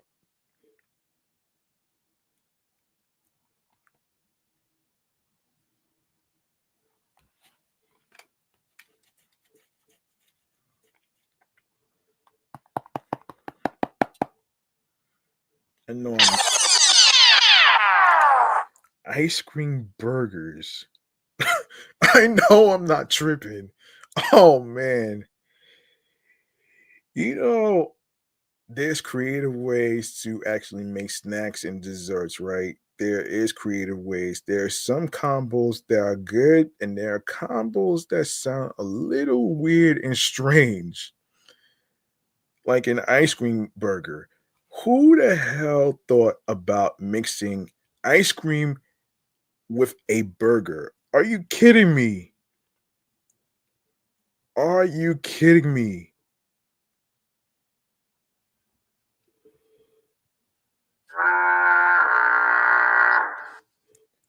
Are you kidding?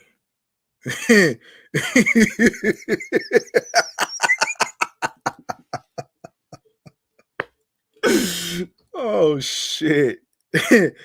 Oh shit. This is so weird. This is so weird, man. Anyway, ice cream burgers. Oh wow. Oh man, expect a slew of new products as well, from crepes, which is pancakes, folks, to ice cream burgers and different types of hard and soft serve ice cream. In a way, in a way, the new permanent Mr. Softy.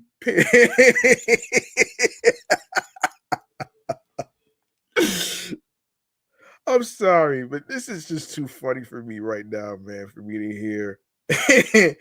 Oh man, ice cream burgers. Come on now.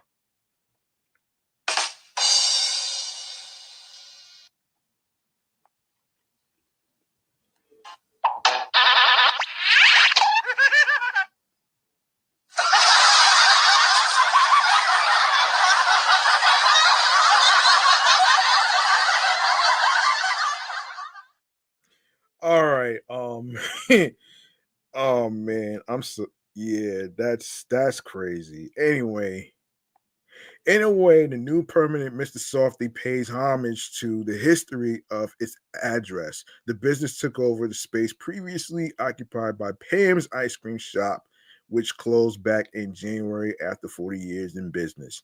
The news comes as the franchise, which once operated over 2,000 trucks across 38 states at its peak in the 1960s, now deals with a shrinking number of mobile locations nationwide. According to ABC, there are now around 630 Mr. Salty trucks serving treats in 21 states. Competition and rising costs are hurting sales, reported the outlet. Counterintuitive factors like increasingly hot weather are also denting business, and broader social trends like the shrinking sizes of American families and even the advance of technology play a role too. Damn you, inflation and artificial intelligence. If it's the traditional Mr. Softy experience that you are still after every summer, hearing the jingle, running to the street and enjoying your soft serve under the sun, considering downloading the company's app. It includes an interactive map showing the exact locations of all the trucks. If you have an iPhone and an Android phone, download the Mr. Softy app in your app stores, including Google Play. Apple's included, so don't worry. All right. Let's see. What else we gotta talk about here? Let me see.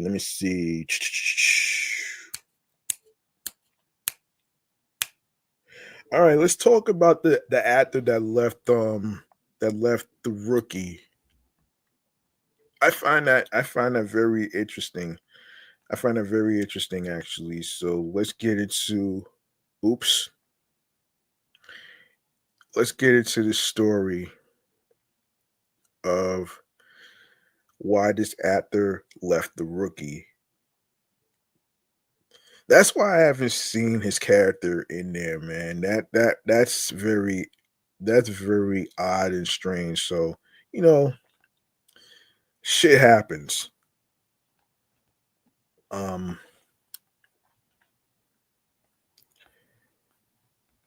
shit happens, I guess. Um, all right, so let's get into what's happening here with the actor in a segment that I like to call TV show checkouts. All right. So let's get into it right here as I explain this whole notion. So let me just explain what's going on here. All right.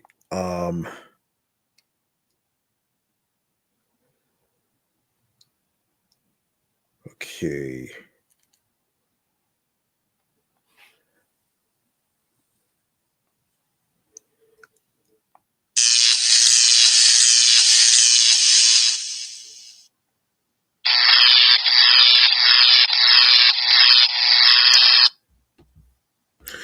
All right, here's what's happening here, folks.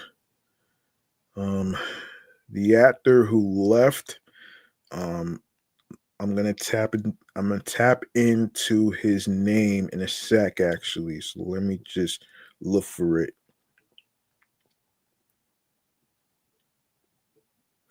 All right, here it is. So according to CBR, um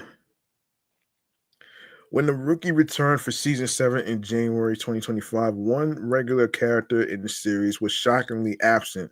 Aaron Thorsen, played by True Valentino, was a rookie officer caught up in a scandal and the character left the show. However, he is still alive in this universe and working as a police officer at a different precinct. The reason why has more to do with behind the scenes factors than the story itself.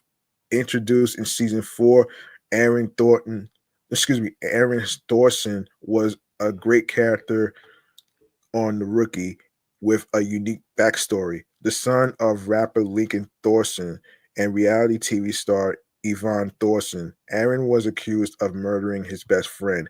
He was subsequently put on trial and acquitted. He chose to become a police officer to help prevent others from being falsely accused of crimes. He had to sue the LAPD in order to gain his position. Over time in the series, his name was cleared and the real killer was uncovered. Thorsen became a crucial member of the team. And he almost died in the line of duty between season 5 and 6. However, when the show returned for season 7, the character was no longer in the Mid Wilshire precinct, having moved instead to North Hollywood division. Why Aaron Thorsen left is down to a narrative change in focus for The Rookie as a show, and possibly budgetary concerns. Wow. It happens to every show, right? Every TV show, it happens. You know what I mean? And you know, yeah, it happens. It can happen to any TV show. Anyway, so series creator and showrunner um, Alexi Harley addressed Valentino's exit from the cast, saying, "Creatively, we needed to pivot, but called him a great actor. He would love to have um back in some capacity. This means that Thorsen could return as a guest star in a future episode, but his character wasn't a part of the show's larger seventh season plans. As a series with a large ensemble of characters, it's possible the producers didn't have room in the narrative to do the character justice." End quote. I will always cherish my time on The Rookie and feel so lucky to have had the last 3 seasons. You never know who may pop up in the Mid Wilshire precinct. Until then, 7 Adam 19. This is Officer Thorsen over and out. True Valentino via Instagram. Thor Thorsen did have some heavy storylines during his 3 seasons in the cast. While initially being suspected, of getting away with murder, he struggled to fit in with the other officers. The- In the in the Rookie season 5 finale, Aaron Thorsen was shot and last seen going into cardiac arrest. He survived this brush with death just the same. While little time was spent on his physical recovery, the character's mental recovery in season 6 played a big role in the larger story. Otherwise, as the son of celebrities, Thorsen's stories were most often humorous. The Rookie never really explored his fame beyond a handful of episodes. More often, it was used as a punchline in episodes like when it was revealed he had 4 million followers on the TikTok app or participated in true crime documentaries on the show. There also could have been budgetary concerns. Typically, a series regular third season on the show earns them a salary increase. Valentino started as a recruiting actor, meaning season 7 would have been his third as a series regular. In season 6, Aaron Thorsen was in therapy with Dr. Blair London, who recorded her sessions as a part of a blackmail scheme by a villain, Monica Stevens. In the season 7 premiere, it's mentioned that Thorsen went to the North Hollywood division as part of the fallout from that scandal. Why he had to move precincts isn't stated, but it does leave the character active in the universe and still working as a police officer. In his stead, two new rookies, two new rookie officers were introduced. With season 7, the Rookie may be returning to form as a series focused specifically on training patrol officers. After all his experiences in the past, Thorsen was no longer the average trainee. While he was promoted to police officer 2 in the series, he hadn't officially completed his training. However, Thorsen was ambitious and was already working on his skills in order to become detective. Despite his problems with the fallout from the corruption scandal, Thorsen was likely promoted during the rookie's month-long time jump. Given his past experiences, Thorsen could have accepted the transfer to North Hollywood because it gave him a better chance of being promoted again. He may even end up fast track to detective or becoming a training officer himself. Surviving what he did thus far, it seems possible he could even earn the coveted golden ticket, which allowed Harper and Nolan to get their current jobs. As part of the series dynamic is following officers in training through street level stories, or it used to be. In the Rookie season 5, the series premise changed to match a more traditional police procedural. This led to bigger stories, action sequences, and investigations with less of a focus on training the new officers. The introduction of 2 new series regulars, the show may be reverted to the original format. With the focus on them, Thorsen's character uh, could risk being underserved and vanishing into the background. And yeah, hold on a second. Um, of course, obviously, yeah. So that's what happened to the actor, actually. So that's pretty much what happened, if I'm not mistaken. So hold on a second. The season 7 premiere episode introduced Miles Penn and Seth Ridley, 2 new officers in training. While she's mostly focused on undercover work, Lucy Chen became a training officer for the first time. She, Tim Bradford, and John Nolan, also still a rookie training officer, now all have their own boots, learning to become police officers. It's a dynamic reminiscent of the first 2 seasons of the show. In fact, season 7, episode 2, The Watcher, felt like one of those early season episodes of The Rookie. Instead of a big investigation involving terrorists, bank robbers, or some other splashy criminal, the focus was on training the rookies. This allowed a return to the street level character focused stories that showed the series officers helping people affected by crime rather than locking up this or that villain.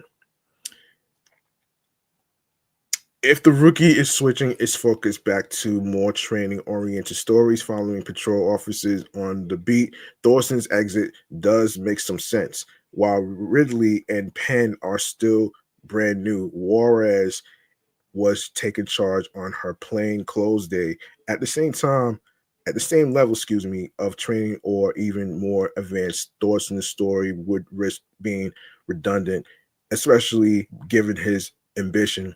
While Valentina would surely like to still be around the set, letting Thorsen live his life off screen is perhaps not as bad as letting the character grow stagnant. Wow. Still, fans of the rookie rightly feel there was more to explore about who Aaron Thorsen was as a person, particularly off duty. His fame was never really explored after his name was cleared, and how the notoriety could affect his ability to do the job. Could create good drama. There is also clear lack of closure for Thorsen and his relationships. He had a close bond to Juarez, and he had an interesting dynamic with Bradford that feels unfinished. However, Since the producers and Valentino hinted at a possible appearance on The Rookie in the future, it could already be in the works. The dangling character and story threads might be tied up through a guest spot over an episode or two where the Mid Wilshire and North Hollywood divisions work together. Even with a renewed focus on smaller scale policing stories, The Rookie never lacked for spectacle, especially around sweeps times. Thorsen's return to the show might already be underway. And of course, obviously, you can check out The Rookie seasons 1 through 6 currently streaming on Hulu. And of course, new season of season 7 episodes debut Tuesdays at 10 p.m. on ABC. By the way, The Rookie has switched to a new time, which is Tuesdays at 9 p.m. All right. It's going to be returning on March 11th alongside with Will Trent.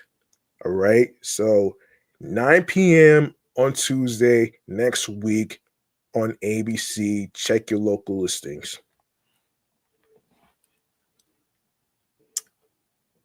And there's a possibility of an FBI spinoff, which includes the CIA. Oh boy. I feel bad for the other TV shows, international and most wanted. I really do feel bad for those TV shows. That's crazy that they're canceling that shit. That's crazy. Um, yeah. So according to Variety, let's go there. All right. According to Variety, a spinoff of the popular CBS cop drama FBI that will focus partly on CIA agents is currently in the works. Variety has confirmed. The potential new entry in the FBI franchise would originate as a planted spinoff with new character introduced in an upcoming episode of FBI.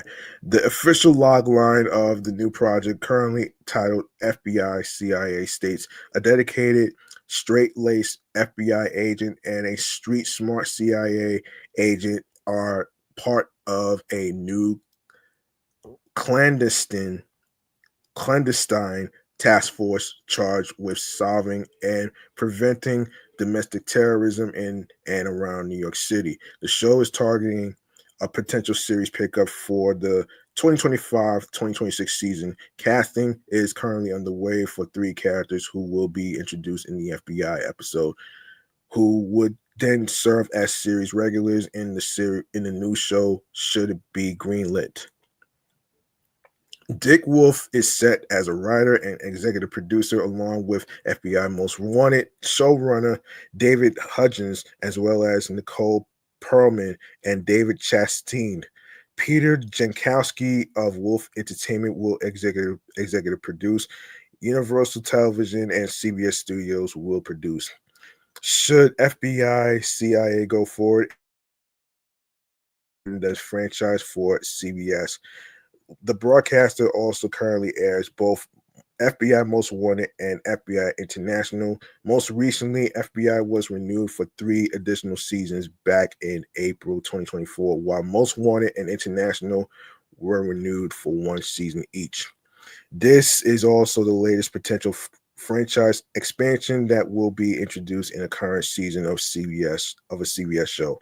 The network also currently working on a spinoff of Equalizer, starring Titus Welliver and Warnie Feliz, and a spinoff of the multi-cam comedy The Neighborhood, starring Marcel Spears and Sean McKinney.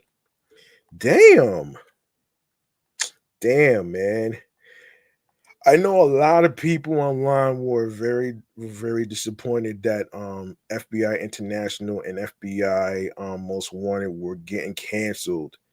It's so crazy and so ridiculous right there. And I think sometimes when it comes to hard decisions of TV shows and stuff, it's not really so much about the TV ratings. It's more about how expensive it is to produce a TV show, and that's why they go the cheaper route. Sometimes cheap stuff don't always work. we already have a bunch of fucking reality TV shows, a bunch of reality TV shows that not a lot of people watch. I don't watch Survivor or any other TV shows, especially The Bachelor and all that other stuff. I don't watch those shows, man. I just feel like those shows are just so fucking redundant, man. It's repetitive, you know what I mean? It's so damn repetitive. Speaking of non-repetitive stuff, man, let's get to what's going on with the Simpsons. According to Screen Rant, The Simpsons season 36 has set its winter premiere date along with other Fox shows. Fox has been the host network of The Simpsons ever since it originated as shorts on the Tracy Ullman Show in 1987. It then became its own independent show on December 17, 1989. Now, The Simpsons is the longest running animated series in America. Yes, having been on the air for almost 4 decades. The Simpsons season 36 premiered on September 29th, 2024, and is currently in mid-season break after airing its 12th episode on December 29th. Per deadline, The Simpsons has now gotten a premiere date at Fox. The Simpsons season 36 will continue on Sunday, March 30th. Mark the calendars. Also set to return are Family Guy, Grimsburg, The Great North, and Crapopolis. All 4 shows will come back on Sunday, February 16th. Already happened. It happened already, actually, with Family Guy season 23 at 8 p.m., Greensburg season 2 at 8:30 p.m., The Great North season 5 at 9 p.m., and new episodes of Crapopolis season 2 at 9:30 p.m. The Simpsons will return to its traditional 8 p.m. slot on March 30th. I think that's around the time Suits LA is on, but I'm not gonna really watch that. No, that comes on at the same time as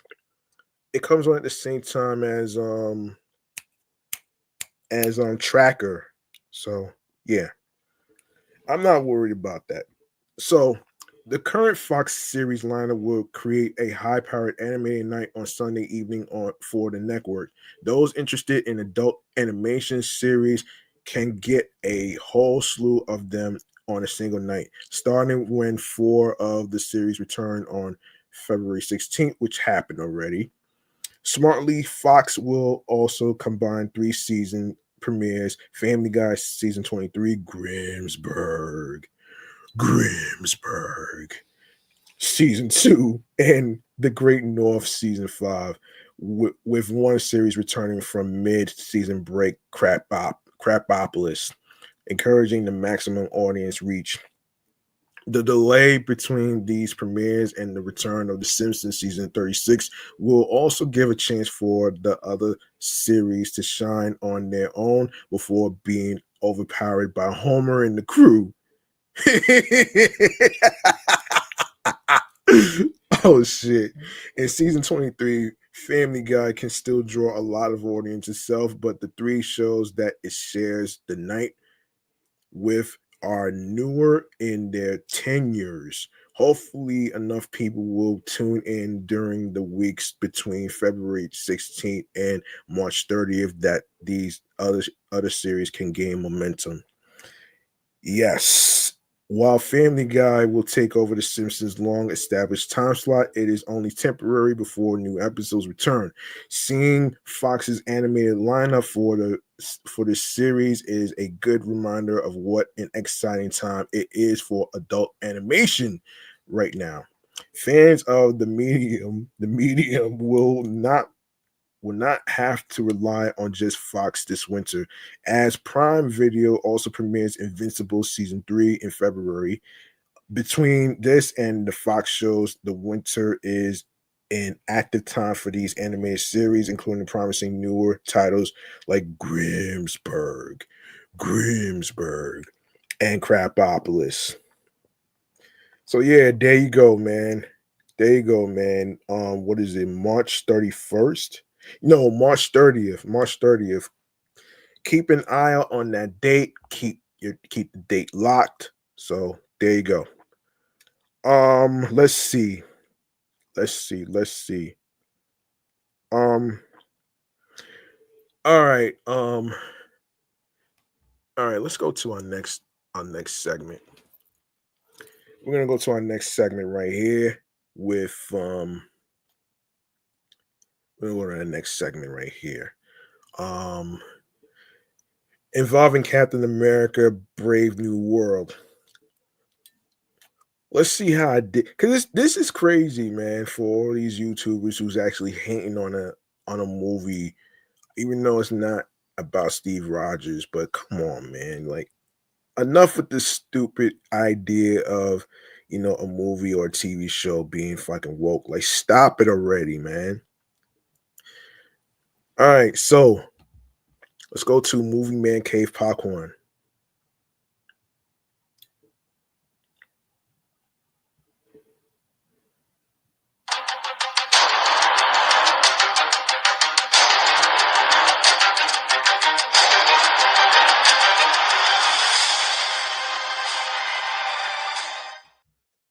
All right. Let's see how Captain America Brave New World did so far, according to Deadline. Although no major studio ever planned this, the Oscar ceremony over the past 3 years post COVID fell on a weekend when there's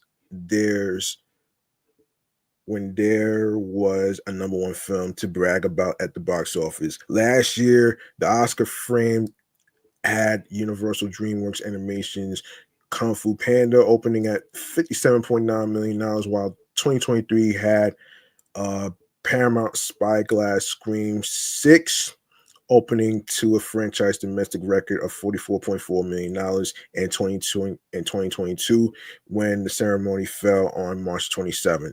Saw the return of the rom-com with Paramount's Sandra Bullock Channing Tatum movie Lost City posting a $30.4 million start.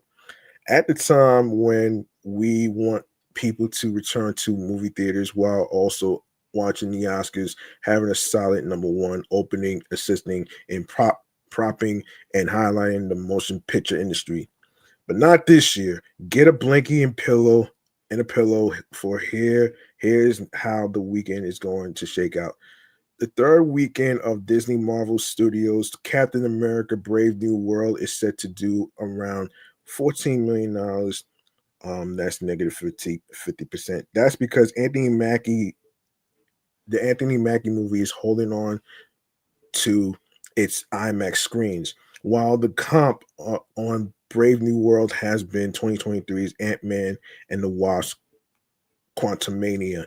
That third weekend ran into Amazon MGM Studios Creed 3, which stole all the IMAX and PLF screens, generating a 60% decline for the Paul Rudd Evangeline Lilly movie. Brave New World made $1.75 million on Monday, bringing its running total to $142.9 million. Neon's Oz Perkins movie, The Monkey, based on the Stephen King short story, will be down around 60% or more. So 5.6%, $5.6 million. The pick collected 994K on Monday for a $15 million total. Perkins' long legs from July eased by 47% off a C plus cinema score, which is the same grade that The Monkey notched. Offering adults a different choice, its focus features PG-13 deep sea diver thriller Last Breath, which will do around $9 million. Reviews have yet to lift, but for men and women over 25, they are apt to be intrigued, weave here. Focus is committing to a linear spin. The Alex Parkinson directed title is booked at 3,011 locations, including D-Box screens. Woody Harrelson, Simu Liu, Finn Cole, and Cliff Curtis starred in Last Breath, which was developed by Longshot Films and produced alongside Dark Castle Entertainment. Focus took domestic and a few foreign territories. Um, Producers are David Brooks, Paul Brooks, Hal Sadoff, Norman Golightly, Jeremy Plager, Stuart Lee Mauricio, Al Morrow, and Anna Mo Peach. Written by Mitchell LaFortune, Alex Parkinson, and David Brooks, and based on a true story. Last Breath follows a seasoned deep sea diver as he battles the raging elements to rescue his crewmate trapped hundreds of feet below the ocean's surface. It's the only wide entry this weekend, Thursday. Okay, let's go to hold on a second. Let's go to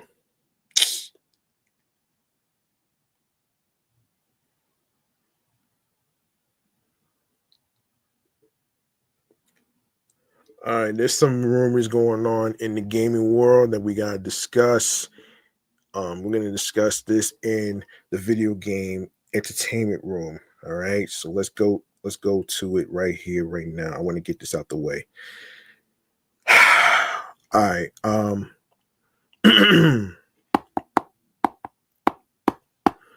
I want to get this out the way.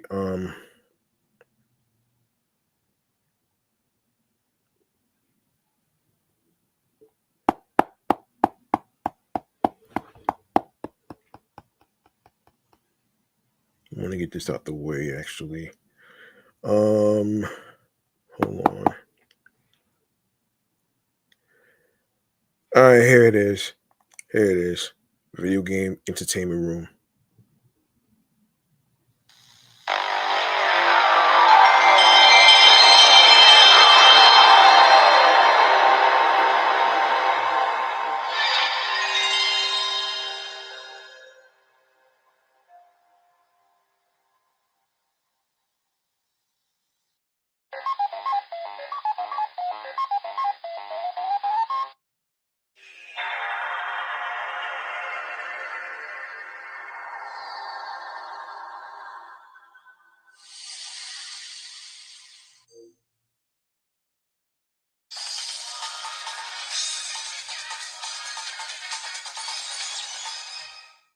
All right. There's a little rumor in the air in regards to the PS6. The PS6, man. Hold up. Oh man, hold on. We gotta talk about this. We gotta talk about this. The PS6, according to Game Rant, SOC is reportedly targeting a late 2025 tape out. Sony has historically entered the SOC tape out phase around 2 years ahead of commercializing whatever console was meant to incorporate the target chip. This claim hence suggests that the PS6 may be released as early as late 2027. The PlayStation 6 may hit the market as early as late 2027, as suggested by a new report around a well-known industry insider.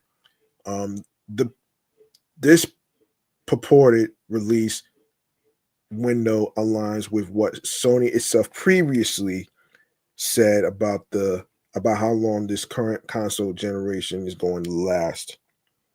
Um, as part of A consolidated financial report published in February 2024, Sony president and CFO Hiroki Totoki said that the 2022 PlayStation 5 had already entered the latter half of its life cycle, at the time. The statement, which was subsequently reiterated by Sony SVP Naomi um, Mas- Matsuoka, indicated that the PS6 is on course to hit the market no later than 2028. The possibility of an even earlier release has now been raised by NeoGAF user Kepler underscore L2, who previously correctly leaked a number of PS5 Pro details. In addition to sharing many other hardware related scoops, on January 17th, Kepler underscore L2 reported that the PS6 is design complete and currently in pre um, silicon validation, indicating that Sony is currently in the process of testing the console's system on chip digitally to ensure that it works as intended before moving on to creating its first physical prototypes. The initial iteration of the PS6 SoC is said to be codenamed AO, no, excuse me, A0, with its tape out scheduled for late 2025. Sony historically moved to the SoC tape out phase, the process of manufacturing test chips roughly 2 years before commercializing such silicon in mass produced consoles. PS6 SoC's process node is still unknown.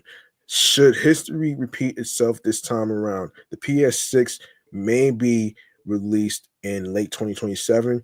In that event, the PS5 would end up having a similar lifespan to the PS4, which also hit the market 7 years before its successor. The process node of the next gen console's chip is still unknown. The PS5's SoC utilizes TSMC's N7 node family, specifically the SNM manufacturing process, while its PS5 Pro counterpart relies on the 6NM process from the same family. The PS6 is rumored to be based on AMD's UDNA architecture, the successor to RDNA 4, which was previously codenamed RDNA 5, and is expected to introduce a 3nm die shrink. However, it remains unclear if the 3nm node will be the sole manufacturing process in this family. A potential late 2027 PS6 release suggests that Sony's next console could arrive ahead of the Xbox Series successors. Poorly redacted documents from Microsoft's legal battle with the FTC over the Activision Blizzard acquisition in 2023 revealed that the Xbox maker is targeting a 2028 release for its next console, or at least that was the plan as of 2022 when the leaked documents originated. Either way, if the A0 SoC does enter the physical prototype stage of development in late 2025, more PS6 hardware leaks could emerge by early 2026. And some more gaming news. Let's go to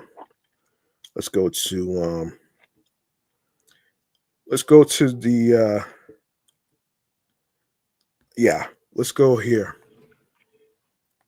All right, we'll go to Xbox Era, the website. So, would you look at that? A Sonic friend has finally gotten a name and one starring Shadow the Hedgehog, no less. Our always grumpy, witty, and former edgelord combats some demons of his in developer Sonic team and publisher Sega's latest action high-speed platformer Sonic X Shadow Generations. Wow. That's pretty dope though, man. But I want to actually pay homage to Sega, man. You know what I'm saying? I want to pay homage to Sega real quick though.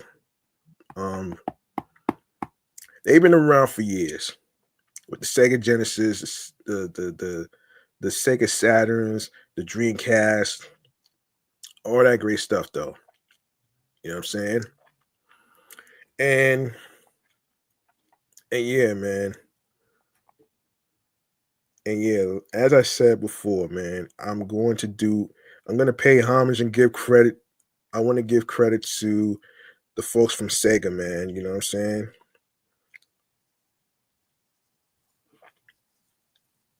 Yeah, I want to give credit while it's due. So there you go. Let me give credit while it's due. Don't want to have. Hang on 1 second. Oh, there it is. All right, man.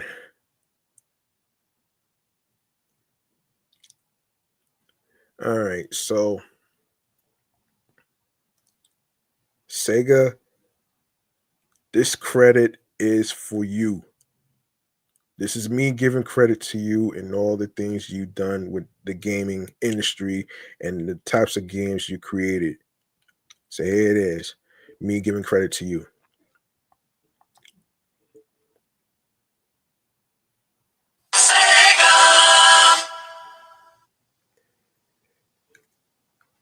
That's right, giving credit.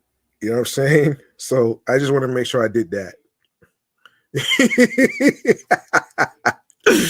All right, man. Let's continue. This 2-pack collection features the original Sonic Generations release and Sonic and Shadow Generations as its own standalone title.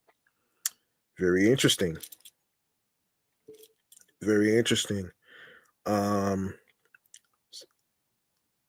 Shadow Generations as its own standalone title, allowing players to revisit an old classic and the other to check out a modern rendition of Shadow and his main antagonist, the Black Doom. Let's get you up to speed, shall we? Rolling around at the speed of sound, this being a 2-pack collection, I was inclined to give Sonic Generations a whirl. This frenetic 2D, 3D platformer,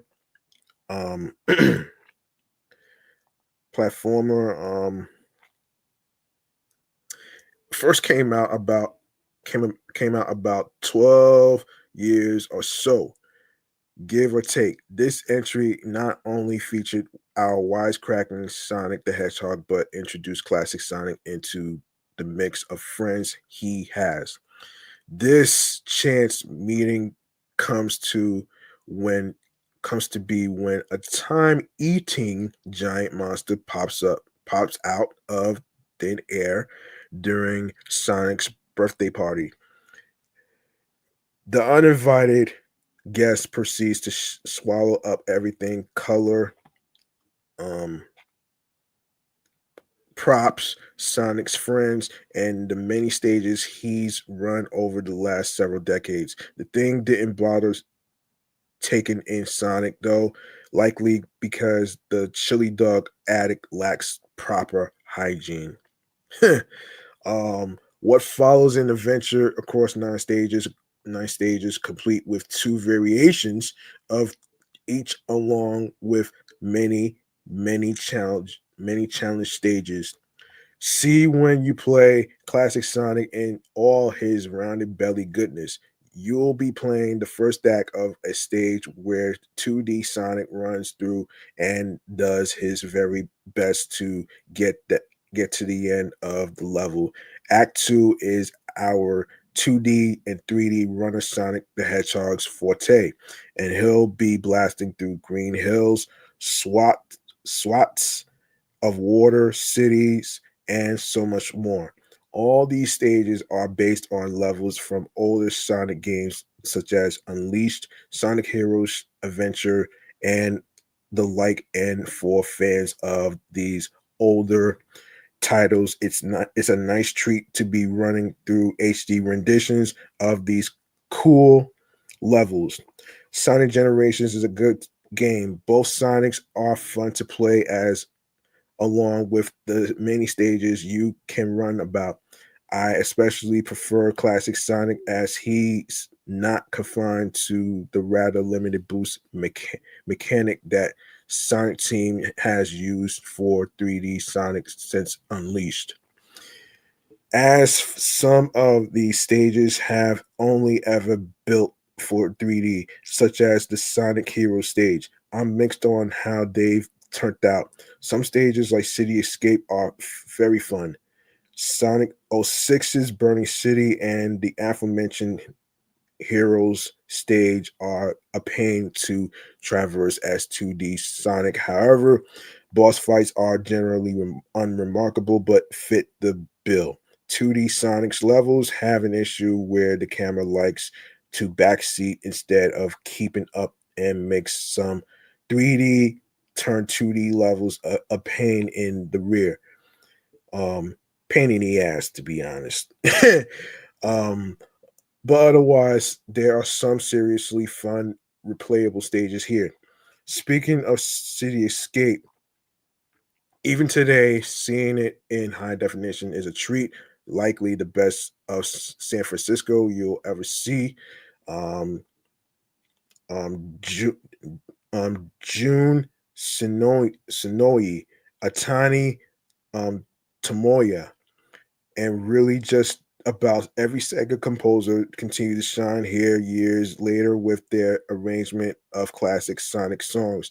I'm not entirely fond of some rearrangements, but that ultimately boils down to personal preference. Now, I'm not a fan of the padding in between where you need to complete challenge stages to collect boss keys to progress, but thankfully they are not too long. Unfortunately, when we get to Shadow's game, you'll see this padding rear its ugly head. All right, Sonic Team also added in chaos to the game as collectibles if that's your thing. They are not hard to find. Just make sure you just make sure to break slash hit everything and take hidden paths. Now, I like Sonic Generations, but this port is inferior to the original game. It seems to have been a quick port to current generations consoles and PC with no notable touch ups or bug fixes, which you know what? I'm fine with so long as the game stays as is. But a remaster that doesn't add bugs or worsen existing mechanics is rare, and unfortunately, Sonic Generation snagged some extra issues on its way to the Series X. The very first thing I noticed was that the sound mix was botched. The music and sound effects were constantly at each other's throats, and music sounds like it's been normalized. In some stages, like City Escape, the gun truck is loud enough to crowd out the entire mix and sounds awful in the process. And I'm not basing this off memory as I was flipping between Sonic Generations on the 360 and this iteration during my comparisons. During these swaps, I also noticed that the game is no longer has a life system. Not that it mattered much.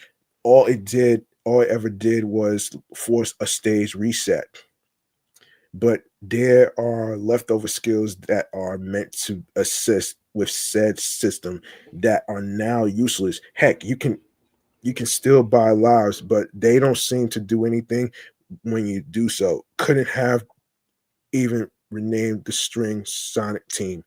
Between the remaining bugs from the original game and the lack of polish with regards to this port of Sonic Generations, it's not the worst way to play the game. But considering that this replaced the original version platforms that had it still, it's mildly frustrating to see a late seventh generation classic somehow get worse. And of course, there you go. Hold on a second.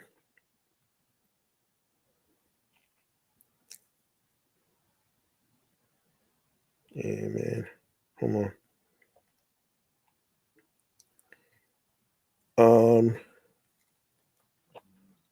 Hang on a second.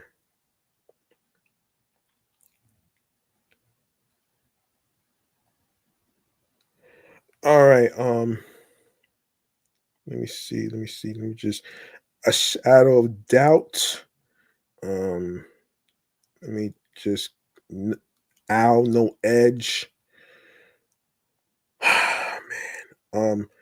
And of course, I want to get to the pros and cons about this. So Sonic Generations is pretty fun. Shadow's character controller plays great and is very responsive. Some great 3D stages with fun boss fights. A nice little recap episode for Shadow the Hedgehog. The cons, Shadow Generations is a bare bones port with added bugs, a lack of polish, and no improvements. Shadow's hub world is boring and scatterbrained.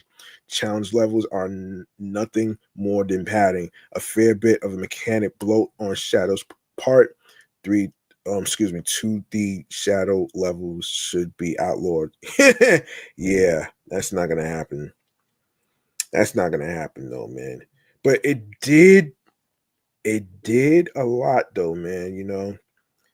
It did, however, it did sell to a lot to consumers though, man. So I'm not even gonna hold you right there. So all right, so let's get to Nintendo Switch 2.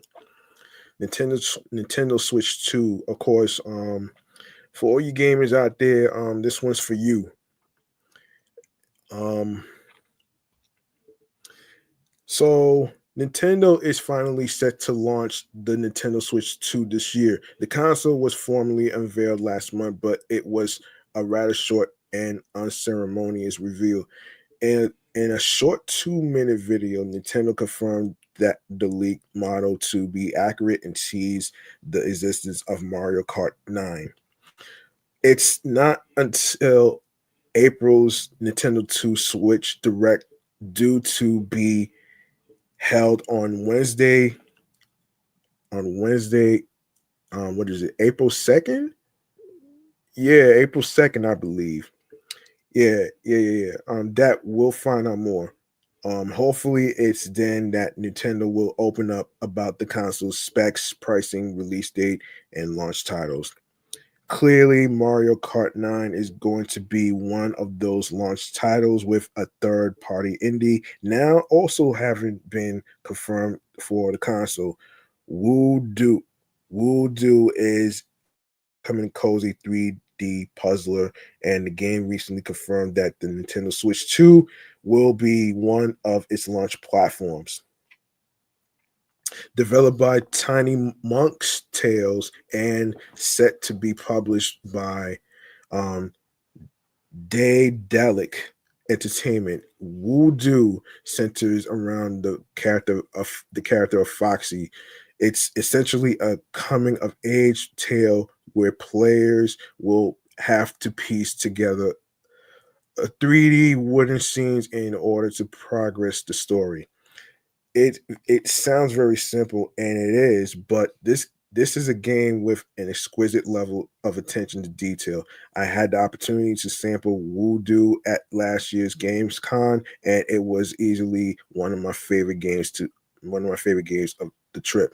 In my preview, I said Voodoo is the work of just two developers with an incredible vision and wonderful sense of attention to detail. Many of us flock to the cozy genre because it provides us with a sense of calmness. It helps us to feel restored. I'm not sure I've ever encountered a game where that's achieved to a greater degree than it is with Voodoo. Yeah, a sunny morning walk, a warm cup of tea, a hug from a loved one, whatever it is that brings you peace, you'll find that same sensation here. The game recently dropped its story trailer, confirming its launch platforms, and interestingly, that includes the Nintendo Switch 2 and accompanying press release said the game will be released on Xbox Series, PlayStation 5, Nintendo Switch 1 and 2, and the PC. Honestly, Voodoo's cozy nature feels as if it was made for the Switch and by um, default its successor. Um,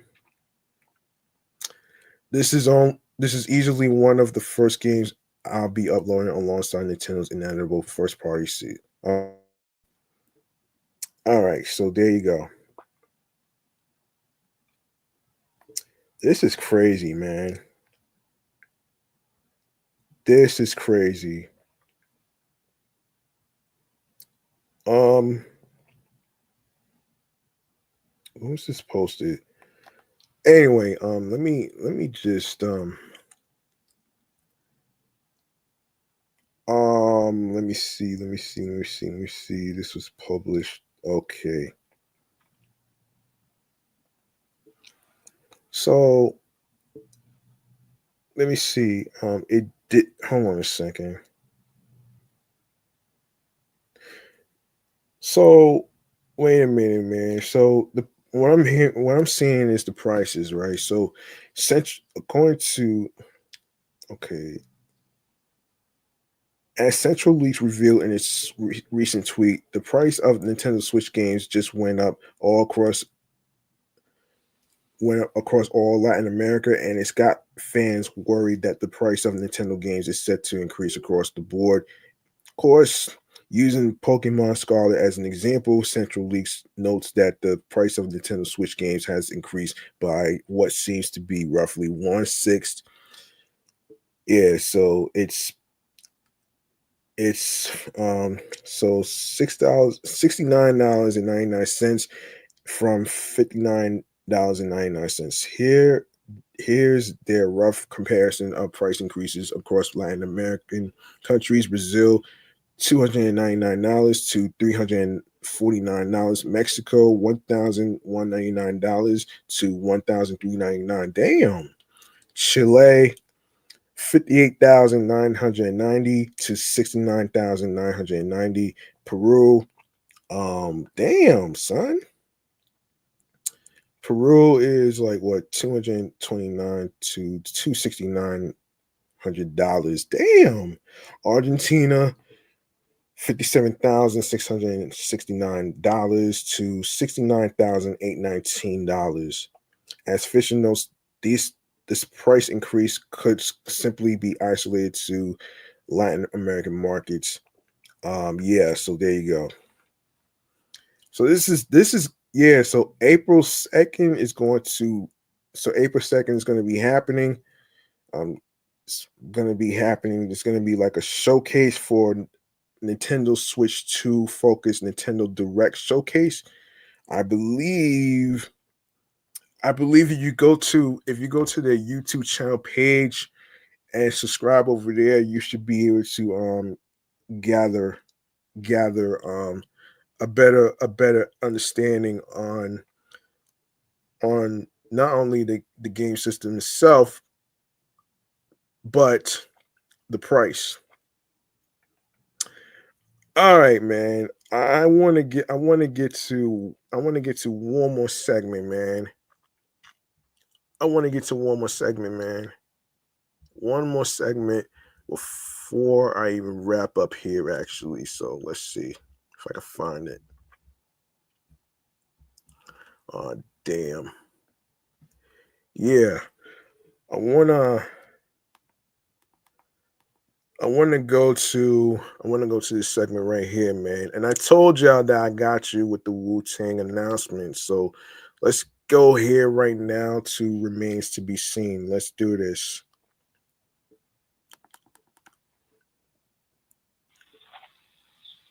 Remains to be seen, kid. Get it? Remains to be seen. Attention everybody in the five boroughs who are fans of the Wu-Tang Clan, right? They are having a final tour. So I'm going to actually go talk about this in this page right here. So I got this covered. So here's what's going down with this right here, man. And of course, the five boroughs, which includes Staten Islanders included. Yeah, five boroughs and Staten Islanders included. So the global hip hop group Wu-Tang Clan is embarking on their final tour titled Wu-Tang Forever: The Final Chamber. The tour is slated to embark early this summer, kicking off in Baltimore, Maryland on June 6th for the beginning of their 27 date tour. The iconic hip hop group will then make its way to Los Angeles, Atlanta, aka Hotlanta, Houston, Seattle, Chicago, New York, and Boston before wrapping up on July 18th in Philadelphia, Pennsylvania. The group will go on tour with the support of the hip hop duo Run the Jewels. Wu Tang Clan's founder RZA said of the tour name, Wu Tang Clan has shown the world many chambers throughout our career. This tour is called The Final Chamber. This is a special moment for me and all my Wu brothers to run around the globe together one more time and spread the Wu swag, music, and culture. Most importantly, to touch our fans and those who have supported us throughout the years. On this tour, we're playing songs we've never played before to our audience, and me and our production team have designed a Wu-Tang show unlike anything you ever seen. And on top to top it off, we've got the amazing Run the Jewels on our side. And yes, this is according to the folks from Hypebeast. The tour is expected to celebrate the iconic group's deep catalog from never been performed live songs to major hits from their debut album Enter the Wu Tang 36 Chambers and their second album Wu Tang Forever. Tickets will go on sale on it's on sale right now actually. If you will, let me go to this website real quick. This is from their website. If you go to www.thewutangclan.com, you're going to see, hang on a second here. I don't think it's anything here, but yeah, hold on a second, man. I don't know. I think that they haven't updated yet though, but they don't have anything updated right now, but I would actually hang on a second here. Yes, so all right, let's continue here. All right, here are the dates for the Wu Tang Clan, the final chamber tour. So, starting on June 6th, Baltimore, Maryland, CFG Bank Arena. June 7th, Raleigh, North Carolina, Lenovo Center. June 10th, Tampa Bay, Florida, Amalie Arena. June 11th, Atlanta, Georgia, State Farm Arena. June 13th, Fort Worth, Texas, Dickies Arena. June 14th, Houston, Texas, Toyota Center. June 15th, Austin, Texas, Moody Center. June 16th, Tulsa, Oklahoma, Bach Center. June 18th, Phoenix, Arizona, Footprint Center. June 20th, Ontario, Canada, Toyota Arena. June 21st, San Diego, California, Pachanga Arena, San Diego. June 22nd, Los Angeles, California, Crypto.com Arena.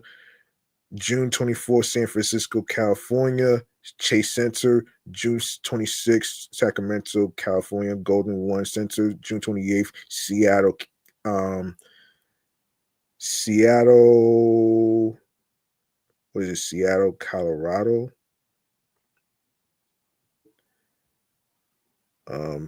Climate Pledge Arena. June 30th, Vancouver, British Columbia, Rogers Arena. July 1st, Portland, Oregon, Motor Center. July 4th, the 4th of July, Greenwood Village, Colorado. Yeah, Colorado. Fiddlers Green Amphitheater.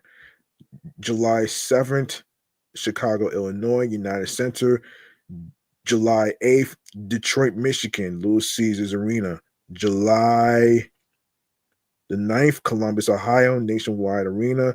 July 11th, Boston, Massachusetts, TD Garden. July 13th, Lavo QC, Place Bell. July 14th,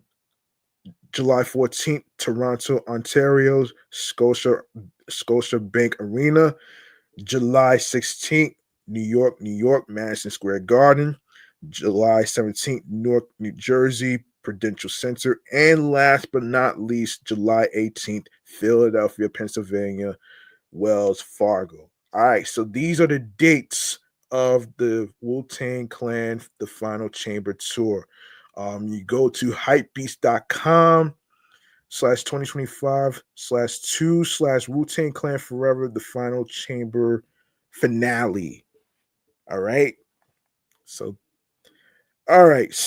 let's go to the roots. Hang on. Before I go into the roots, man, I don't want to forget to talk about Charlamagne the God's The Black Effect Podcast Festival. All right. Let's see. So radio host, podcaster, and entrepreneur Charlamagne the God and iHeartMedia announced the third annual Black Effect Podcast Festival, including featured speakers at the event aimed at aspiring podcasters in the Black community. The event is set for Saturday, April 26th. Mark your calendars from 12 p.m. to 8 p.m.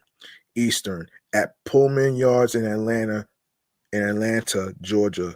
Charlamagne the God will join the festival alongside some of the Black Effect's most popular hosts for a day of live podcast tapings and discussions. The 2025 festival will be hosted by Mandy B and Wheezy WTF. What the fuck? The duo behind the Black Effect Podcast Network show Decisions. Formerly Horrible Decisions. Also appearing will be hosts of podcasts including Woman Evolve, Sarah Jake Roberts, Good Moms, Bad Choices, Jamelia Mapp, and Erica Dickerson. R&B Money, Naked Sports with Kari Champion, the Trap Nerds. Panel discussions during the event are slated to include adapting to trends, the future of podcasting. Last year's sold out show was also held at Atlanta's Pullman Yards as was the inaugural festival in 2022. We're excited to return to Atlanta, building on the incredible momentum of the podcast industry and the growing impact of Black creators in the space. Charlamagne the God said in a statement, as the influence of Black voices continues to shape culture and drive conversations. The Black Effect means remains committed to powerful storytelling, meaningful brand collaborations, and forgettable live experiences. This year, we're celebrating not just where we've been, we're embracing the limitless future of Black podcasting and the influence it holds. Tickets for the 2025 Black Effect Podcast Festival will go on sale. Actually, yeah, go on. It took place already, February 26th. So be sure to go ahead and get your tickets to that as before I continue, if I hear any updates on the Wu-Tang Clan final tour as far as tickets, I will update you guys on when you can get it. Yes, so more info on ticket pricing and the events lineup are available at this link. Sponsors including AT&T and Nissan will be on site at the 2025 event with activations including the Pitch Your Podcast booth. Other activities are scheduled to include a pop-up marketplace showcasing merchandise from Black-owned businesses, a photo booth, and one-on-one mentoring sessions with iHeartMedia execs. The Black Effect Podcast Network was launched in September 2020, under a partnership between Charlamagne and iHeartMedia. The brand is anchored by his own syndicated radio show, The Breakfast Club. The Black Effect Podcast Network has since debuted 47 shows curated by Charlamagne the God around social justice, pop culture, sports, mental health, news, comedy, and more. So there you go. And I want to touch on the Millennium Tour. Let me touch on the Millennium Tour. Let me touch on the Millennium Tour, man. You know what I mean? Yeah, so the Millennium Tour, according to the 313 Presents website, the Millennium Tour 2025 brings together some of the most celebrated names in R&B and hip hop, promising a night filled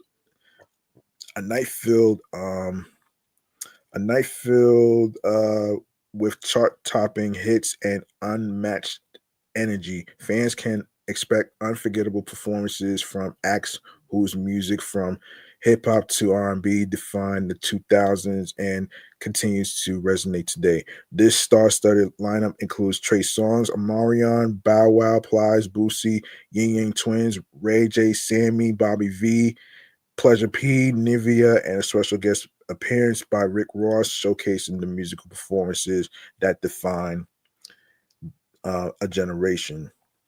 So yeah. All right. So be sure to check out this website. Be sure to actually get your tickets. Yeah, be sure to get your tickets. They're on sale right now. When this is gonna be this is tomorrow, man. Yeah, this is tomorrow. I do apologize for that though, man. So there you go. Let's see. Let's go to the Roots.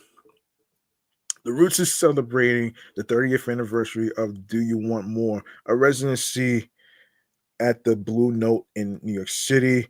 Hold on a second. The group is set to perform their anniversary shows on March 13th, March 14th, and March 15th at 8 p.m. and 10:30 p.m. In a video posted on Instagram, Questlove and Black Thought revealed that although the residency is in a celebration of the record, they will not be playing in it. They will not be playing it in its entirety. They called their major label debut the first album that allowed us to make 13, 14, 15, 16 albums and where it all began. Do You Want More marked the Roots' sophomore album and was released under DGC Records. The record is widely considered a pillar in the genre of jazz rap. So yeah, there you go. Let me see if there's anything else. If there's anything else I need to talk about.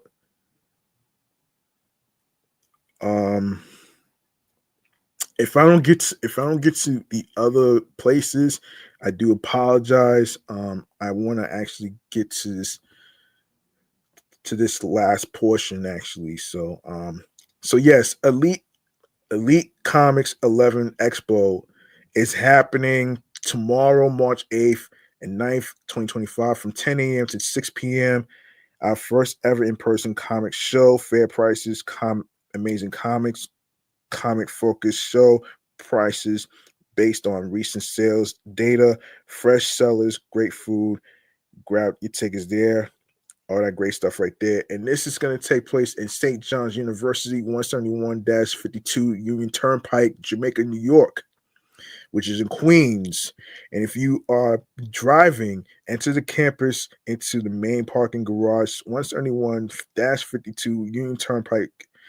After parking, walk towards the tennis courts. Follow the arrow to the Taffner building. And if you're going by train, the LARR to Jamaica Station, take the Q30 or the 31 bus to Utopia Parkway and Union Turnpike. And if you're traveling by subway, you can take the E train to Union Turnpike, then take the Q46 bus to Utopia and Union Turnpike. And of course, the F train to 169th Street, then take the Q30 or 31 to Utopia and Union Turnpike. Enter at 173rd Street and Union Turnpike and go to Taffner Field House next to Corness. Con Sector Arena in Apple Maps. Okay, and so there you go. And also, you should know that there's some prohibited items. Do not bring any weapons. Do not bring any. Do not bring any backpacks unless able to be stored under the seat. Any bag larger than 16 to 16 x 8 signs, flags, banners larger than 11 x times 17, and any fixed poles, noise making devices, laser pens, fireworks, beach balls, projectiles or balloons, selfie sticks, alcohol, illegal drugs or substance, outside food and beverages. Guests will be permitted to bring in one soft plastic factory sealed water bottle of 20 ounces or less. Hoverboards, skateboards, strollers, animals, service animals exemptions will be made for those with medical requirements and or special needs. So there you go. They have special appearances. Vincent D. Onofrio is gonna be there. TMNT artist Steve Levine. Christian Wagner is gonna be there.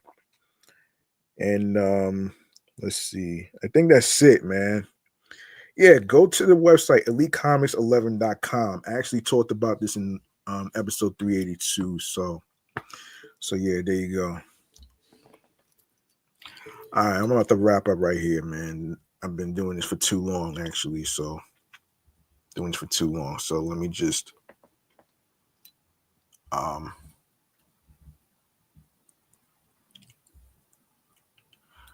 right. Okay, so we'll wrap up here. We are gonna wrap up here. So all right, so let's go to hold on a second here.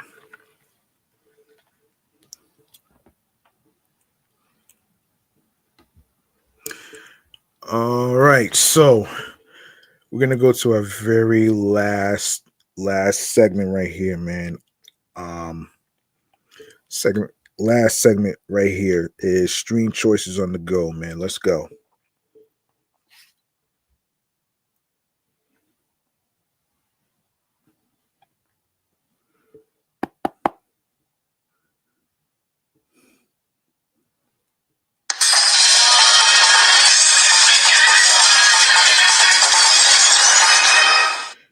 Oh, wrong one.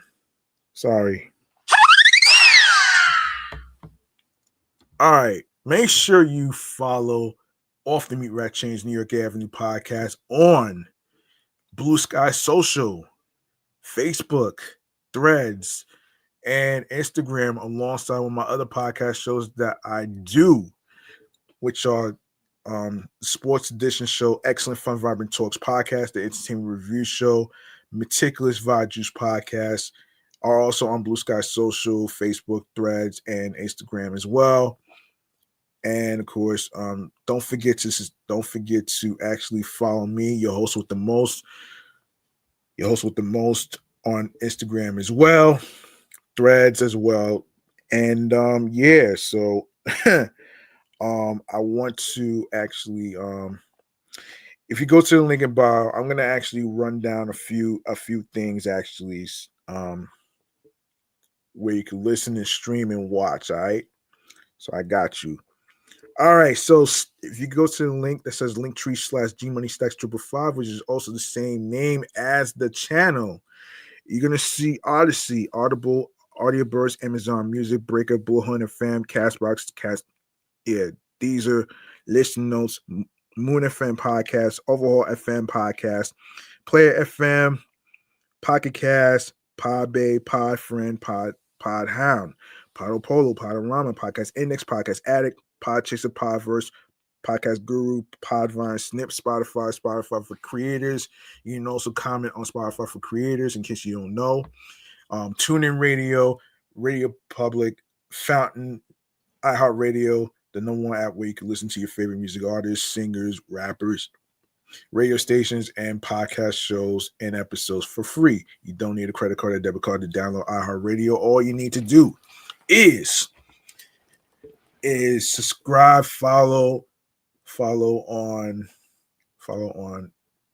iHeartRadio, follow on every streaming platform that I just mentioned, and of course, make sure you subscribe to the YouTube channel page by grabbing that subscribe button on the channel G Money Stacks 555 for more live video podcast episode, live stream recordings. Of course, leave a like and a comment along with the episode topics. Share the videos, tell a friend to another friend, add the podcast to your playlist, and of course, be sure to also enable alerts so you don't miss out on new episodes that's going to be uploaded to every streaming platform that I will mention. And yes, tell a friend to another friend, and of course, share the link that says linktree/gmoneystacks555 along with the podcast with your husbands, your wives, your boyfriends, girlfriends, people you're cool with from work, and of course, new episodes of the comedy podcast right here, Off the Meat Rat Chainz New York Avenue podcast, is on Mondays, Wednesdays, and Fridays. All right, on every streaming platform, including YouTube, wherever you listen, stream, and watch your podcast. And one more thing, man, for Mets fans out there who are going to be at Point St. Lucie or anywhere else whatsoever, I want to actually point out something, actually. So just give me 1 second. Actually.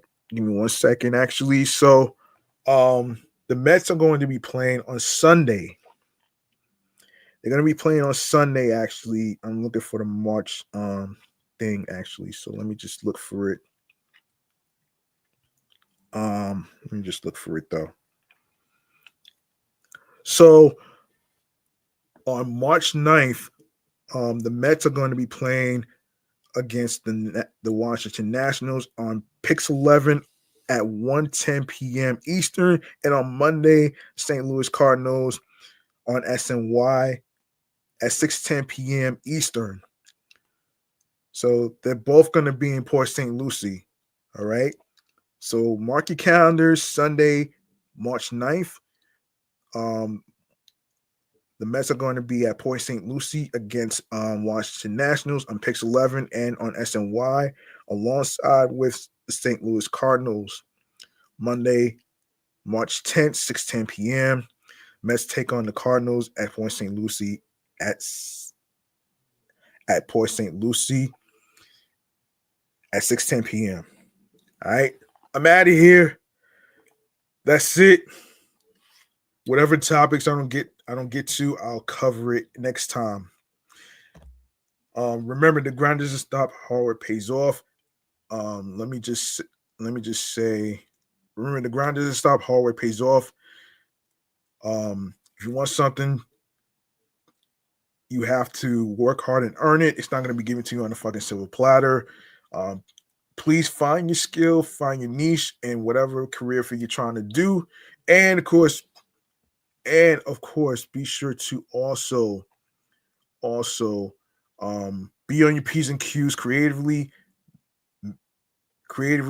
mentally, emotionally, physically, and spiritually. That gets you into your zone, alongside with tunnel vision. And of course, there's no manual on going on your own path, your journey, and of course your journey. Yes. That's it, man. I'm your man, G Money Stacks, aka the Gregonator. Thank you very much for listening to the 385th episode dedicated to Mr. Softtee. And I will be back with another episode and new topics to cover. Whatever topics I don't cover, I'll cover it next time. And remember to switch your clocks 1 hour forward, switch your clocks and watches 1 hour ahead due to daylight savings time. All right. I'm out of here. Peace and one love. Of course, let's go fucking Mets. Good night, everybody.